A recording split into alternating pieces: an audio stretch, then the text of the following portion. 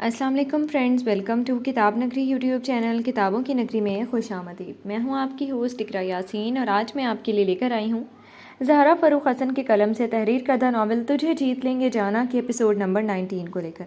اس episode کو start کرنے سے پہلے آپ کر لیجئے ہمارے چینل کو سبسکرائب، ویڈیو کو لائک اور کلک کر لیجئے بیل آئیکن کو۔ اب آتے ہیں ایپیسوڈ کی جانب۔ نہ رکھ ہزار میں مجھ کو بھلے ہی چار میں رکھ، اے بے شمار مجھے بھی کسی شمار میں رکھ، خیال یار میں رکھ یا نگاہ یار میں رکھ، جہاں بھی رکھ تو مجھے اپنے اختیار میں رکھ، قدم بڑھے نہ کبھی بدگمانیوں کی طرف، اے رکھنے والے مجھے راہ اعتبار میں رکھ، میں تیری ذات سے غافل نہ رہ سکوں ایک پل، میری ہر ایک تمنا کو خلفشار میں رکھ، مجھے یقین دلا دے کہ میں نہیں کچھ بھی، تو گاہے گاہے خسارہ بھی کاروبار میں رکھ، ہوائے حرص و ہوس میں جو ٹوٹتی نہیں، مجھے تو اپنے غلاموں کی اس کی تار میں رکھ۔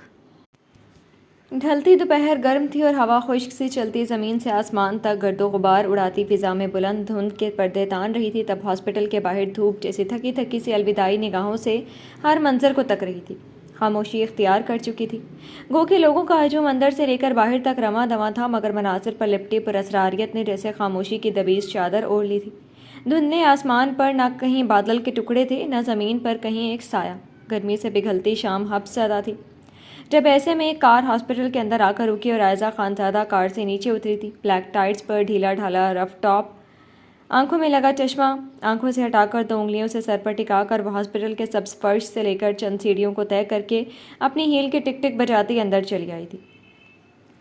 اندر آ کر وہ ریسیپشن پر ذرا دیر کے لیے رکی۔ وہاں موجود لڑکی فون پر ادھر ادھر موجود فرد کے بات کا ٹیلی فون پر جواب دے رہی تھی۔ ابھی تک اس نے وہاں آ کھڑی ہوئی عائزہ کو نہیں دیکھا تھا۔ اس نے ہاتھ میں لی ہوئی کار کی چابی جو کاؤنٹر پر بجائی، وہ لڑکی چونکی اور اس نے باتیں کرتے ہوئے ہی پلکیں اٹھائیں۔ اسے دیکھا تو ایک لمحے کو اس لڑکی کی آنکھوں میں پہچان کے رنگ ابھرے تھے۔ Hello doctor Aiza. ایک مدت وہ ادھر کام کر چکی تھی تو شناسائی کے مرحلے سے گزر کر اس نے ہولے سے سر ہلا کر کہا تھا۔ ریسیور ہنوز کان سے لگا ہوا تھا۔ عائزہ نے بس ذرا سا کاندھے پر آتے بالوں کو چھوتے ہوئے سر ہلایا، پھر دھیمے لہجے میں پوچھا، ڈاکٹر شایان ابھی موجود ہیں؟ یہ پوچھتے ہوئے وہ کنکھیوں سے اس راستے کی طرف ہی دیکھ چکی تھی جدھر کے راستے ڈاکٹر مصطفیٰ کے آفس کی طرف جاتے تھے۔ یس، آپ نے کیا ان سے ملنا تھا؟ ریسیپشن پر موجود لڑکی کی آنکھوں میں الجھن سی بھی تھی۔ وہ کافی وقت سے کبھی ادھر دکھائی بھی نہیں دی تھی، تو ایک دم سے ڈاکٹر شایان سے اسے کیا کام پڑ گیا تھا؟ عائزہ نے ادھر ادھر دیکھا، پھر لڑکی کی طرف پوری طرح سے گھوم کر اعتماد سے بولی، ایکچولی مجھے ان سے ایک پرسنل کام ہے، میری ان سے بات ہو چکی ہے، میں مل لوں؟ گردن اکڑا کر بتایا، تکلف سے مسکرائی اور اس کی کچھ اور سنے کہے بنا اپنے بال جھٹک کر وہ کوریڈور کی طرف مڑ گئی۔ تو وہ کچھ دیر بس جاتی عائزہ کو دیکھتی رہی تھی، پھر سر جھٹک دیا۔ ایک بار پھر وہ ٹیلی فون پر موجود فرد سے بات کرنے لگی تھی، بہت مطمئن سی۔ ویسے بھی یہاں صرف ڈاکٹر مصطفیٰ سے کوئی ان کی اجازت کے بغیر نہیں مل سکتا تھا۔ جس سے اسے ملنا ہوتا تھا تو وہ اس کی اطلاع سے مل جاتی تھی۔ وہ لڑکی پھر سے اپنے کام میں منہمک ہو گئی۔ یہ دیکھے بغیر کہ عائزہ خانزادہ ڈاکٹر شایان کے کیبن میں جانے والے راستے کے بجائے ڈاکٹر مصطفیٰ کے آفس والے راستے کی طرف مڑ گئی تھی۔ ماربل کے فرش پر عائزہ کی ہیل کی ٹک ٹک بہت صاف تھی۔ اس کی گرے آنکھوں میں جاگ چکی نفرت کی آگ میں جل کر راکھ ہو چکی محبت کی چنگاریاں اب بھی سلگ رہی تھیں۔ یاری ناممکن ہی صحیح، مگر چوٹ دینے کی کوشش کرنے کو جلی ہوئی آگ کی جلن پل پل تڑپاتی رہتی تھی۔ ادھر وہ اسے بھی چوٹ پہنچانے ہی تو آئی تھی۔ وہ یہ جتانے آئی تھی کہ وہ بھی چند راز سے آشنا ہے جو شاید یزدان خانزادہ کی دکھتی رگ بھی بن سکتے ہیں۔ آفس کے ڈور کے باہر کھڑے ہو کر کچھ پل اس نے سوچا، پھر دروازے پر دستک دے دی۔ چند سیکنڈز میں ہی دروازہ کھلا تو نہ صرف عائزہ چونکی، بلکہ اسے سامنے کھڑے دیکھ کر دروازہ کھول کر کھڑے شاکر کی پیشانی پر سلوٹیں پڑی تھیں۔ چہرہ اسپاٹ ہو گیا تھا اور بھوری آنکھوں میں تیز چبھن بھر گئی تھی۔ یس یزدان۔ دروازے پر ہی جم کر وہ اس طرح ہاتھ باندھ کر کھڑا ہو گیا کہ گویا اب اس کی اجازت کے بنا عائزہ اندر نہیں جا سکتی تھی۔ مجھے یزدان سے ملنا ہے۔ عائزہ نے ناگوار نگاہ اس کے چہرے پر ڈالی۔ خلیل سے سن چکی تھی کہ وہ کمشنر وجدان کا داماد ہے، اس لیے تعجب کے بجائے بس نخوت سے سر جھٹک کر اتنا کہا تھا۔ شاکر نے سر سے پاؤں تک اسے گھورا اور پھر، نزلہ کھانسی بخار کیا ہوا ہے؟ دونوں ہاتھ سینے پر باندھے وہ عائزہ کو اپنی گہری بھوری آنکھوں سے گھورتے ہوئے بہت سنجیدہ تھا، مگر عائزہ کی بھویں تنی۔ What do you mean؟ دماغ صحیح ہے نا تمہارا؟ گرے آنکھوں میں پل بھر میں چنگاریاں پھوٹنے لگیں۔ جو لوگ عائزہ کو پسند نہیں ہوتے ان سے بات کرنا تو دور، وہ اسے دیکھنا بھی پسند نہیں کرتی تھی۔ اس لڑکے سے تو اس کی کبھی بن ہی نہیں سکتی تھی۔ الحمدللہ میرا دماغ اوروں سے بھی زیادہ سلامت و خیریت سے چلتا ہے، مگر شاید آپ کا نہیں۔ سو سوری ٹو سے کہ ڈاکٹر مصطفیٰ نیورولوجسٹ نہیں ہے۔ نہ وہ نزلہ و بخار جیسے بیماری ٹھیک کرتے ہیں، ہاں ہڈیاں توڑوانی ہیں تو موسٹ ویلکم۔ پلکوں کو خم دے کر جیسے وہ تیلی لگا رہا تھا، آرام سے اپنی جگہ پر کھڑا پل پل عائزہ کو سیخ پا کرتے ہوئے شاکر کی بھوری آنکھوں میں اس کے لیے بہت سرد سا تاثر تھا۔ کیا بکواس کر رہے ہو تم؟ وہ جیسے ہی غور آئی اسے کچا چبا دینے والی نگاہوں سے دیکھتی دانت پر دانت جما چکی تھی۔ شاکر نے دانا شانہ وہیں دروازے کی چوکھٹ پر ٹکایا اور کان کی لو مسلتے ہوئے بولا، یہ بات میری بیوی بھی مجھ سے کہتی رہتی ہے۔ وہ ذرا سا مسکرایا، پھر مسکراہٹ سمٹی اور آنکھیں اور بھی سرد ہو گئی۔ مگر وہ میری بیوی ہے تو میں اس کی ہر بات خوشی خوشی برداشت کر جاتا ہوں، پر تمہاری نہیں کروں گا، کیونکہ ایک بار شاکر کا دماغ الٹا نا تو وہ پھر سامنے کوئی بھی ہو اپن اس کی پوری سروس کر ڈالتا ہے۔ اپن سے دماغ ٹھکانے پر رکھ کر بولنا۔ وہ جب تک صرف سنجیدہ تھا، ایک دم سے عائزہ کو دیکھ کر اس کی آنکھوں میں بڑی خون خوار سی چمک سی نظر آئی تھی۔ اس بار اس نے شاکر کو غور سے دیکھا۔ یوں تو وہ یزدان جیسی شخصیت کے رنگ اپنا چکا تھا، مگر اس کی سادگی سے لے کر شکل تک یزدان سے بہت الگ تھی۔ نہ وہ اس کے جتنا بہت خوبصورت تھا، نہ اس کی بول چال یا پہناوے میں عائزہ کو یزدان والی بات لگتی تھی۔ عائزہ کی آنکھوں میں تحقیر آمیز چمک ابھری۔ ہاتھ میں لیا ہوا ہینڈ بیگ ایک ہاتھ سے دوسرے ہاتھ میں منتقل کرتے ہوئے وہ ذرا سا آگے ہوئی۔ 2 نمبر کے سڑک چھاپ انسان سے کمشنر وجدان کے داماد بننے کے بعد لگتا تمہیں اپنی اوقات بھول گئی ہے۔ ایک جملہ کہتے ہوئے عائزہ کی آنکھوں میں اس کے لیے بس تحقیر ہی تحقیر تھی، لیکن اس کی ہتک آمیز جملوں نے بھی اسے بھڑکایا نہیں تھا، بلکہ وہ سیدھا ہو کر کھڑا ہوا، ذرا سا مسکرا کر آگے ہو کر جھکا۔ 2 نمبر کے انسان جب اپنی اوقات پر آتے ہیں نا محرم، تو پہلے نمبر پر بیٹھے لوگوں کی شہرت و عزت خاک میں ملا دیتے ہیں۔ بہت تیز چبھتی ہوئی بھوری آنکھیں عائزہ کی گرے آنکھوں میں گڑی ہوئی تھیں۔ عائزہ کے جبڑے تنے، کیا ہو رہا ہے یہاں؟ ایک دم سے گونجی سرد و سپاٹ آواز پر دونوں ہی چونک گئے۔ شاکر تیزی سے پیچھے ہوا، اتنی دیر سے وہ اس کے آنے کا منتظر تھا۔ عائزہ نے ایک سلگتی نگاہ اس پر ڈالی، پھر آفس کے اندر کھڑے یزدان پر۔ وہ بازو باندھے ویسے ہی ٹھنڈی اور اجنبیت بھری نگاہوں سے اسے دیکھ رہا تھا، جیسے ہمیشہ سے اس کی آنکھیں تنی آنکھوں میں ہوتی تھیں۔ عائزہ نے گردن جھٹک کر سرد آواز میں کہا، اسے اپنا بہنوئی بنانے سے پہلے کم سے کم بات کرنے کی تمیز تو سکھا دیتے۔ چلتی ہوئی نگاہ شاکر پر ڈال کر اس نے یزدان پر طنز بھی کیا تھا۔ شاکر کے جبڑے بھینچ گیا، مگر یزدان کے چہرے پر ایک بھی تاثر نہیں تھا۔ وہ اسی سے تمیز سے بات کرتا ہے جس کا تعلق عزت سے جڑا ہوتا ہے۔ سرد و سپاٹ آواز میں کہتے ہوئے وہ شاکر کی طرف مڑا، وہ اب دروازے سے ذرا سا ہٹ کر دیوار سے لگ کر کھڑا تھا۔ شاکر جاؤ اپنا کام کرو، ہمیں تھوڑی دیر میں نکلنا ہے۔ اس کی آواز میں بولتے ہوئے بہت ہی پیار اور نرمی سمٹ آئی تھی۔ جہاں عائزہ کے اندر تک کچھ سلگ گیا، وہیں شاکر مسکرا کر سرے خم ہوا، پھر مڑ کر اس کے آفس ٹیبل کی طرف بڑھ گیا۔ ادھر یزدان کی چیئر پر بیٹھ کر اس نے لیپ ٹاپ اپنے قریب کھینچ لیا۔ اس کی چیئر پر بیٹھنے والا کام اس نے جان بوجھ کر ہی عائزہ کو دکھانے کے لیے کیا تھا۔ یزدان نے اس پر سے نگاہ ہٹا کر پھر عائزہ کو دیکھا۔ تم ادھر کیوں آئی ہو؟ یہ پوچھتے ہوئے وہ پھر سے ویسے ہی پتھر سا تھا۔ عائزہ جو شاکر کو بڑے حق سے یزدان کے آفس چیئر پر بیٹھے دیکھ رہی تھی، اس کے پوچھنے پر مڑی۔ مجھے تم سے ایک ضروری بات کرنی تھی۔ یہ بات کہتے ہوئے وہ بس یزدان کے چہرے پر ہی نگاہ گاڑ چکی تھی۔ محبت کی کسک نگاہوں پر پہرے بٹھا ہی نہیں سکتی تھی۔ لیکن مجھے تم سے کوئی بات نہیں کرنی ہے۔ وہ دونوں اب بھی دروازے کے آر پار کھڑے تھے۔ عائزہ عجیب سا مسکرائی اور بڑی کمال جرأت تھے وہ یزدان کے قریب سے آفس میں گھس آئی۔ عائزہ کا ہاتھ اس کے بازو سے چھوٹ جاتا کہ وہ بڑی سرعت سے پیچھے کی طرف ہو گیا، مگر اتنی دیر میں یزدان کی آنکھیں قہر آلود ہوئی تھیں۔ عائزہ آفس ٹیبل کے اس طرف یزدان کی چیئر پر بیٹھے شاکر کو دیکھتے ہوئے ایک چیئر کھینچ کر بیٹھ گئی تھی۔ اس کی ہمت پر شاکر نے بس ذرا سی گردن موڑ کر اسے دیکھا، پھر سر جھٹک کر وہ لیپ ٹاپ پر اپنا کام کرنے لگا۔ اب باس آ چکے تھے تو وہ خود اس کی ہر بات کا منہ توڑ جواب دے سکتے تھے۔ اسے اپنی ٹانگ اڑانے کی ضرورت ہی نہیں تھی۔ وہ ان دونوں سے بے نیاز بن کر اپنے کام میں مصروف ہو چکا تھا۔ بیٹھ جاؤ یزدان، بہت ہی ضروری بات ہے، اور اکیلے کرنے کی بھی۔ تم اپنے بہنوئی کو یہاں سے جانے کو بول دو۔ خود کو سرد نگاہوں سے دیکھتے یزدان سے بولتے ہوئے وہ ٹیبل پر ایک انگلی کے لمبے ناخن سے اندیکھی لکیر کھینچتے ہوئے مسکرا رہی تھی۔ جو بات کہہ کر وہ یزدان کا رد عمل دیکھنے آئی تھی، اس احساس کا سوچتے ہوئے اس کے جلتے سلگتے دل کو سکون ملنے والا تھا۔ یزدان لب بھینچے بس کچھ دیر اسے گھورتا رہا تھا، پھر کچھ سوچ کر سر جھٹک کر واپس ٹیبل تک آیا۔ شاکر اس کی کرسی چھوڑ کر کھڑا ہونے ہی لگا تھا کہ یزدان نے ایک ہاتھ کے اشارے سے اسے وہیں بیٹھے رہنے کو کہا اور دوسری چیئر گھسیٹ کر عائزہ سے فاصلے پر بیٹھ گیا۔ ایک پاؤں پر دوسرا پاؤں جمایا، کونی کرسی کے ہتھے پر رکھی اور انگلی اپنی ٹھوڑی پر رکھتے ہوئے عائزہ کی طرف دیکھا۔ شاید یہ میری اور تمہاری آخری گفتگو، کیونکہ اس کے بعد اگر تم مجھ سے ملنے کی کوشش میں میرے اطراف میں بھی کبھی مجھے نظر آئی تو میں تمہیں اسی جگہ پر زندہ نہیں چھوڑوں گا۔ بھوری آنکھوں کی درندگی اور آواز کی غراہٹ سے عائزہ کی مسکراہٹ سمٹ گئی، چہرے کا رنگ تبدیل ہوا، پر پھر خود کو سنبھال لیا۔ مجھے اکیلے میں بات کرنی ہے۔ شاکر کو ایک نظر دیکھتے ہوئے اس کی آواز پاٹ ہوئی تھی۔ میرا تم سے کوئی ایسا رشتہ نہیں جو میں اکیلے میں تم سے ملاقات کروں۔ شاکر یہیں رہے گا۔ بولتے ہوئے وہ اب بھی اپنی ٹھنڈی نگاہوں سے اسے گھور رہا تھا۔ عائزہ نے بے نیاز بنے شاکر کو دیکھا، پھر اسے۔ اوکے ایز یو وش، میں تو تمہارے بھلے کے لیے کہہ رہی تھی۔ تم شاید یہ ماضی کا قصہ سب سے کہنا نہیں چاہو۔ لاپرواہی سے کاندھے جھٹک کر اس نے اپنے پیر پر دوسرے پیر جمائے۔ آپ فکر نہ کریں، میں نے ایئرپورٹس لگا لیا، آپ آرام سے اپنی بے عزتی کروائیں۔ یزدان کے کچھ بولنے سے پہلے شاکر نے اپنے کان میں اسے دکھاتے ہوئے ایئرپورٹس ٹھونس لیے۔ تیز آواز نے شاکر کو کسی دوسری سماعت سے محروم کر دیا۔ اب وہ سچ میں کچھ نہیں سنے گا، یہ یقین تھا۔ یزدان مطمئن ہو گیا۔ اب بولو۔ وہ بولا تو عائزہ نے بس گردن جھٹکی، پھر یزدان کو دیکھتے ہوئے بولی، تم نے میرے میسج کا جواب دینا بھی ضروری نہیں سمجھا؟ میں کب سے تم سے ملنا چاہتی تھی۔ سامنے بیٹھا شخص اس کے لیے پتھر صفت صحیح، مگر وہ سب بھول کر شکوہ کو ہوئی، کیونکہ غیر ضروری باتوں پر میں توجہ نہیں دیتا ہوں۔ ملاقات کے لیے دوسرے فرد کا راضی ہونا بھی ضروری ہوتا ہے۔ تم غلط جگہ غلط انسان سے توقع رکھ رہی ہو۔ تو میں کیا کروں؟ اپنے کاندھے اٹھا کر وہ ٹیبل پر رکھے اپنے لیپ ٹاپ کی بھی طرف دیکھ لیتا تھا۔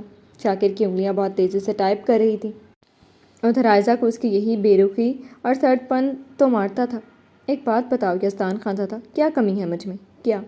عائزہ خانزادہ، وہ کچھ اور بولتی کہ وہ سخت برہم ہوا۔ یہاں تم اگر مجھے اپنی خوبصورتی کا احساس دلانے آئی ہو تو تمہاری انفارمیشن میں یہ بات موجود ہے کہ یہ اس لیے اگر تم نہیں چاہتی ہو کہ میں تمہیں یہاں سے بے عزت کر کے بھگا دوں، فوراً اٹھ کر جا سکتی ہو۔ ایک انگلی سے دروازے کی طرف اشارہ کرتے ہوئے اس نے عائزہ کو جانے کا راستہ دکھایا۔ وہ فوری سنبھلی۔ میں تم سے ہاتھ ملانے آئی ہوں یزدان، تم بھلے مجھے اپنا دشمن سمجھتے ہو، مگر میں تم سے اتنی محبت کرتی ہوں کہ تمہاری ہر بے رخی، ہر نفرت کے باوجود بھی میں خلیل کے راز تمہیں بتا دینا چاہتی ہوں، اس سے تمہیں بچانا چاہتی ہوں۔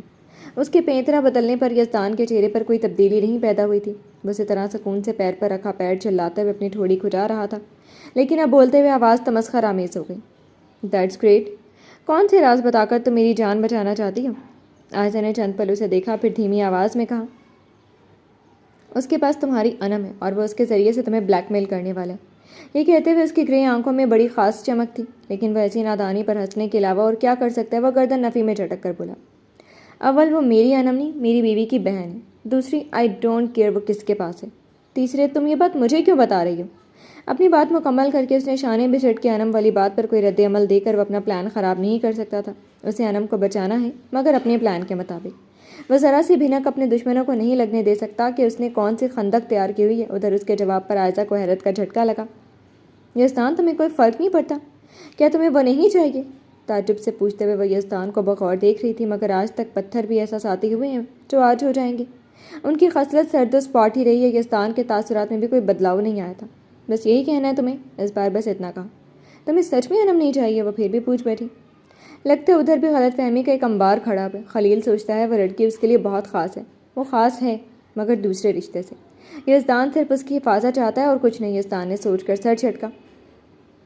میں ایک شادی شدہ مرد ہوں اور میرے لیے میری بیوی سے بڑھ کر کچھ نہیں۔ ایک لڑکی جس کے زندہ ہونے کا بھی مجھے پتہ نہیں، میں کیسے دوسرے لوگوں کی بات پر یقین کر لوں کہ وہ اس کے پاس ہے؟ بولتے ہوئے وہ مسلسل ٹائپ کرتے شاکر کی انگلیوں کی طرف بھی دیکھ لیتا تھا۔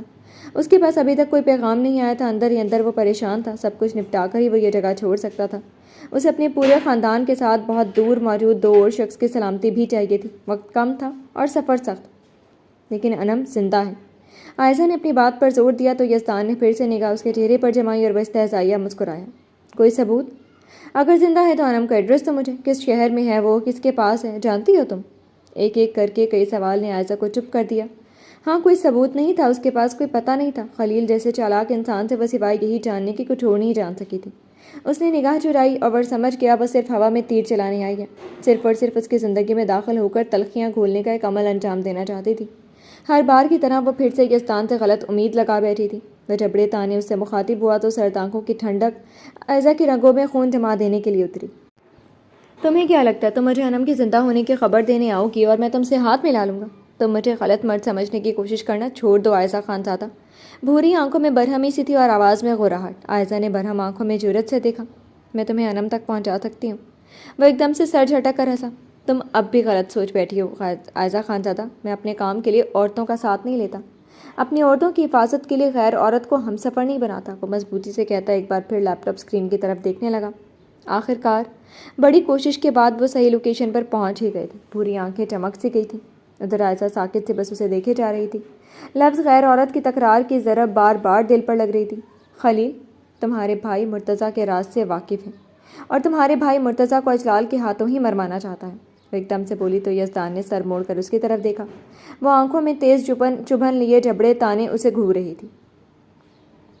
یزدان اس بار سر جھٹک گیا تھا۔ مرتضیٰ والا معاملہ وہ دفنا چکا ہے، یہ خبر خلیل کو بھی نہیں تھی۔ وہ جس راز کی بات کر رہا ہے نہ اس میں کوئی حقیقت ہے اور نہ ہی پائیداری۔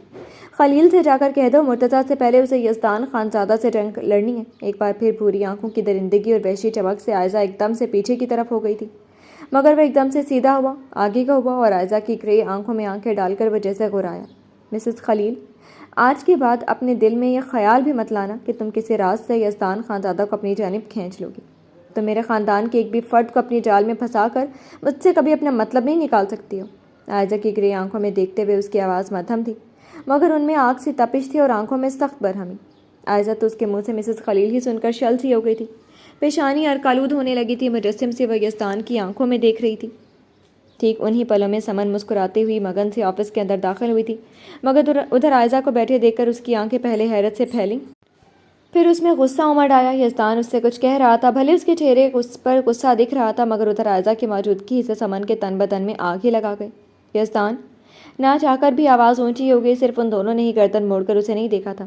شاکر کی نگاہ بھی اس کی طرف اٹھی تھی۔ دروازے پر سمن کھڑی اپنی کالی آنکھوں میں بے تحاشا غصہ لیے عائزہ کو گھور رہی تھی۔ دشمن کے بعد اب بیوی سے بھی ماتھا پچی کرنی ہے ولف کو۔ شاکر نے دل میں سوچ کر تعصب سے سر ہلایا، پھر کچھ سوچ کر وہ مسکرایا اور کانوں سے ایئرپورٹس نکال دیا۔ اب ان کی ضرورت نہیں رہ گئی تھی۔ ظاہراً وہ ابھی اپنا کام کر رہا تھا، پر اب کان اور آنکھیں دونوں ہی کھلی رکھی ہوئی تھی۔ وہ سننا اور دیکھنا چاہتا تھا اس کے ولف کیسے اب بیوی کو ڈیل کرتے ہیں۔ آخر زندگی کے ہر موڑ پر ولف کی شاگردی کی تھی، تو ادھر بھی حق بنتا تھا۔ ادھر یزدان سمن کو دروازے پر کھڑے دیکھ کر سب بھول گیا۔ تم یہاں کیسے؟ خیریت تو ہے نا؟ طبیعت تو ٹھیک ہے نا؟ فوری اپنی کرسی چھوڑ کر کھڑا ہو گیا، کرسی پیچھے کھسکا کر لمحوں میں سمن کے پاس پہنچ گیا۔ اسے دیکھ کر یزدان سانس لینا بھی بھول جائے، چند لمحوں کے لیے دنیا بھلا دینا کون سی بڑی بات تھی۔ شاکر نے ہولے سے مسکرا کر اپنی نگاہ ان دونوں پر سے ہٹا لی، لیکن کرسی پر بیٹھی عائزہ کی آنکھوں میں بہت کچھ سلگنے لگا تھا، شوق پر صدمہ غالب ہونے لگا تھا۔ طبیعت بھی ٹھیک ہے، سب خیریت بھی ہے، آپ پریشان نہ ہوں۔ سمن کھا جانے والی نگاہوں سے عائزہ کو دیکھتی یزدان کی بات کا جواب دے رہی تھی۔ یہ نہیں بتایا کہ صبح جو طبیعت گڑبڑ ہوئی تھی، خالہ نے چیک اپ کے لیے بلایا تھا۔ یزدان کو پریشان کیے بغیر وہ ادھر چلی آئی تھی، لیکن خالہ کے منہ سے یزدان کی ادھر موجودگی سن کر وہ خود کو اس کے آفس آنے سے روک نہیں پائی تھی، مگر ادھر کے نظارے سے وہ اپنی طبیعت بھی بھول گئی۔ میں نے تم سے گھر میں رہنے کے لیے بولا تھا نا، کہا تھا نا بس ریسٹ کرنا، پھر کیا ضرورت تھی یہاں آنے کی؟ عائزہ اور شاکر کی وجہ سے وہ اتنی ہی آواز میں اسے ڈپٹ رہا تھا جو صرف سمن کے کانوں تک پہنچے۔ وہ پریشان ہو گیا تھا، صبح سے طبیعت خراب تھی اور ابھی وہ ادھر آ گئی تھی، پر اس پر ڈپٹ کا کوئی اثر نہیں ہوا۔ سمن جانتی تھی وہ کتنا بھی خفا ہو جائے مگر کسی کے بھی سامنے وہ اسے ڈانٹے گا نہیں، اسی لیے بغیر ڈرے اس کے بازو پکڑ کر جھولی۔ وہ کیا ہے نا یزدان، آپ کو تو معلوم ہے نا میرا آپ کے بنا دل ہی نہیں لگتا ہے، میری طبیعت اور خراب ہو جاتی کہ آپ کے بغیر۔ اور اوکے میں سمجھ گیا۔ وہ جان چکا تھا یہ سب عائزہ کو سنانے کے لیے تھا، مگر ساتھ ساتھ شاکر بھی تو تھا، اس لیے وہ جذبات میں بچوں جیسی کوئی حرکت کرے اس نے نرمی سے ٹوک دیا۔ سمن نے ایک نظر اسے دیکھا، پھر کرسی پر بیٹھی عائزہ، پھر شاکر کو۔ اس طرح اس کے بادشاہ صاحب رومانٹک سین نہیں دکھا سکتے، یہ سوچ کر اس نے دماغ توڑایا، اور پھر یزدی مجھے چکر آ رہے ہیں، ہاں میرا سر گھوم رہا ہے۔ وہ ایک دم سے سر پکڑ کر گرنے لگتی کہ یزدان نے اس کی کمر تھام کر اسے فوری سنبھالا۔ کیا ہوا، طبیعت خراب ہو گئی نا؟ گھبرا کر وہ اپنے اوپر تقریباً گرتی سمن کو تھامتے ہوئے ذرا سا پیچھے کی طرف جھک گیا۔ اسی لمحے میں سمن نے اس کا کالر دبوچ لیا۔ مجھے گود میں اٹھائیں بھی تو، صرف کیا ہوا نہیں پوچھنا، اس ڈائن کو دکھائیں مجھے کتنا چاہتے ہیں آپ۔ فوراً اٹھائیں مجھے اپنی گود میں، چاہیں تو ایک دو کس بھی دے دیں، آئی ڈونٹ مائنڈ۔ ایک آنکھ کھول کر کالر جکڑ کر اس کے کان میں روب سے حکم دیا تو یزدان نے ہونٹ بھینچے، یہ اس کے ڈرامے باز بیوی اس کے سارے خوف اور روب کا کباڑہ اس شاکر کے سامنے کر کے ہی رہے گی۔ یزدان مجھے بہت چکر آ رہے ہیں۔ ایک بار پھر وہ اس چکر مکر کے چکر میں اسے لے کر پیچھے کی طرف گر ہی جاتے کہ یزدان نے کچھ کہے بغیر سمن کو اپنی گود میں اٹھا لیا تھا۔ اب وہ جو سر پر ہی چڑھا ہی لیا تھا، اپنے چین و سکون کا سودا اس کی ہر ادا سے کر بیٹھا تھا، تو مجبور ہی تھا اس کی ہر ڈرامے بازیاں ماننے کو۔ شاکر پلیز سمی کے لیے ایپل جوس لے آنا، اسے چکر آ رہے ہیں۔ وہ ڈرامے کر رہی تھی تو تھوڑی سزا تو بنتی تھی۔ آج کل سمن کا ایپل جوس زہر سا لگتا تھا اور اسی بہانے وہ شاکر کو بھی بھگا دینا چاہتا تھا۔ شاکر اپنی مسکراہٹ دباتا کرسی پیچھے کھسکا کر اٹھ گیا تو یزدان نے ادھر آ کر اسے اسی چیئر پر بٹھا دیا جس چیئر پر وہ خود اب تک بیٹھا تھا۔ آرام سے بیٹھو، ابھی جوس پی کر سارا چکر صحیح ہو جائے گا۔ سمن کے دونوں ہاتھ تھام کر وہ وہیں پنجوں کے بل اس کے قدموں میں بیٹھ گیا تو عائزہ کی آنکھیں دھواں دھواں ہو گئیں۔ جس یزدان کو کوئی اپنی آنکھیں جھکا نہیں سکتا، وہ کتنے آرام سے اپنی بیوی کے قدموں تلے بیٹھ جاتا تھا۔ اس کا پور پور محبت چھلکا رہا تھا۔ یہ کیسی محبت تھی اسے اس لڑکی سے، اس کی آنکھوں میں بہت کچھ پگھل کر بہہ جانا چاہتا تھا۔ یزدان، یہ چکر اورنج جوس پی کر ٹھیک ہوتا ہے، بھول گئے آپ؟ وہ بڑی بڑی آنکھوں سے اپنے ولف کو گھوری دیتی بولی تو اب تک وہیں کھڑے شاکر کو ہنسی آنے لگی۔ ناک رگڑتے ہوئے ہنسی چھپائی۔ No this time just apple juice, Shakir لے آؤ۔ उसका हाथ दबा कर खड़ा हुआ और शाकिर की तरफ देखा। शाकिर जो उन दोनों को देखते हुए मज़े ले रहा था, फौरी मुस्कुराहट समेट कर सर खम करके पीछे हुआ और मुड़कर तेज़ी से निकल गया। समन ने एप्पल जूस की फिक्र छोड़कर बड़ी तीखी नजरें खुद को कब से घूरती आयज़ा पर डाली। ओह सॉरी आयज़ा बाजी, मैंने आपसे सलाम दुआ ही नहीं की। अस्सलाम वालेकुम आयज़ा बाजी, मासूमियत अपने चेहरे पर सजाकर वो बन कर बोली तो आयज़ा का खून ही खोल गया। यस्तान ने बस तासुब से सर झटका, फिर समन की चेयर के पुष्ट थाम कर उसने खींचा था। यूं ही खींचते हुए समन की चेयर अपनी चेयर से चंद इंच के फैसले पर करते हुए समन को अपने बराबर में कर चुका था। आयज़ा यस्तान के कमल को देखते दिल के लहू को आंखों से पी रही थी। गुलाबी होती आंखें समन के खिले हुए चेहरे पर डाली। कैसी हो समन? उसकी आवाज़ में तंज खुला। यही नाम है ना तुम्हारा? तुमने तो बड़े धोखे में रखा था हम सबको, अपनी ही बहन की जगह, और अब नाम छीनकर बहुत सुकून से थे तुम। यस्तान की मोहब्बत की जनूनियत पर आयज़ा के दिल में बहुत कुछ जल रहा था, मगर होंठों पर तंजिया मुस्कुराहट सजाकर वो उससे मुखातिब हुई थी। यस्तान ने बस अब्रू उठाकर बरहम निगाह आयज़ा पर डाली। Now you. अभी वो उसे वहाँ से भगा देता कि समन ने उसका हाथ थाम कर दबाव दिया था जब वो चुप सा हुआ, मगर समन उसकी बात का मुँह तोड़ जवाब देने के लिए शुरू हो चुकी थी। अल्हम्दुलिल्लाह मैं बहुत अच्छी हूँ आयज़ा बाजी, आपकी फ़िक्र अच्छी लगी आयज़ा बाजी। बाजी की तकरार करते हुए वो बोलती चली गई। लेकिन जहाँ तक आप मेरे नाम और जगह लेने की बात कर रही हैं, तो आपको बता दूँ मेरा असल नाम अनम ही है। चाहे तो आप मेरे सारे सर्टिफिकेट देख लें, वहाँ आपको अनम मुनीब ही लिखा मिलेगा। मैंने किसी को धोखा नहीं दिया। यज़दान जानते थे ये बात, तभी तो इन्होंने मुझसे निकाह किया। क्यों यज़दी, है ना? खूब चबा चबा कर जवाब देते हुए वह यज़दान की तरफ गर्दन उठाकर बोली तो उसने ज़रा सा झुक कर उसका सर चूमा। मैंने सिर्फ तुम्हें चाहकर, तुम्हें जानकर अपना बनाया है। मोहब्बत में डूबे वो अल्फाज समन का सर और भी बुलंद कर गए। बड़ी चेताती हुई निगाह उसने आयज़ा पर डाली, जिसके चेहरे पर यास व हसरत के साथ सुर्ख तपिश भी थी। तो अब तो आपने जान लिया ना कि मैंने अपने यज़दान को कोई धोखा नहीं दिया। साथ खड़े यज़दान के हाथ में अपनी उंगलियां फंसाकर वो आयज़ा से तफाखुर से बोली। यज़दान बगैर उससे अपना हाथ छुड़वाए अपनी चेयर घसीट कर बराबर ही बैठ गया। एक हाथ से लैपटॉप खींच कर अपने सामने रखा। वो पहली बार समन और आयज़ा की किसी बात में मदाखलत नहीं करना चाहता था। उसने जो कुछ कहना था कह दिया, अब उसकी मलिका की बारी है, वो खुद उससे निमट लेगी। आयज़ा को भी पता चले जिस लड़की ने यज़दान जैसे मर्द को ज़ेर कर दिया, अपना आशिक अपना ग़ुलाम बना डाला है, वह किसी की भी छक्के छुड़ा सकती थी, और उधर वही तो हो रहा था। समन शोला जवाला बनी आयज़ा से मुखातिब थी। और रही बात किसी की जगह लेने की, तो ये कोशिश तो आप भी बहुत ज़माने से करेंगे, मगर मेरे यज़दान ने कभी आपको घास भी नहीं डाली, क्योंकि ये जगह हमेशा से मेरे लिए ही बनी हुई थी। उनके दिल में सिर्फ मैं ही हमेशा से हूँ। यज़दान खानज़ादा की मोहब्बत की मैं वाहिद हकदार हूँ, मलिका हूँ मैं इनकी। अपने सीने पर अंगूठे से दस्तक देते हुए उसने आयज़ा को सरापा सुलगा दिया। तुम? वो जलाल से अपनी जगह से उठी। तुम क्या? हाँ तुम क्या? समन उससे भी तेज़ चिल्लाकर यज़दान के हाथ से अपना हाथ खींचकर खड़ी होगी। मुझे आंखें दिखाई तो तेरी ग्रे आंखें निकाल लूँगी। आइंदा से तुम मुझे मेरे यज़दान के आस पास भी नजर आई ना, तो मैं तुम्हारा सर फाड़ दूँगी, तुम्हारे छोटे छोटे पीस करके तुम्हारे हैंडबैग में डाल दूँगी। वह एकदम भड़क कर शेरनी की तरह गरजने लगी। आयज़ा का गुस्से से बुरा हाल होने लगा। जबड़े ताने व समन को खूनख्वार निगाहों से देख रही थी। यज़दान ने कनखियों से अपनी जंगजू बीवी को देखा। हर खासियत के साथ ज़बान के जलवे भी क्या खूब थे। भड़की हुई समन शेरनी की तरह गुर्रा रही थी। समझती क्या हो तुम खुद को?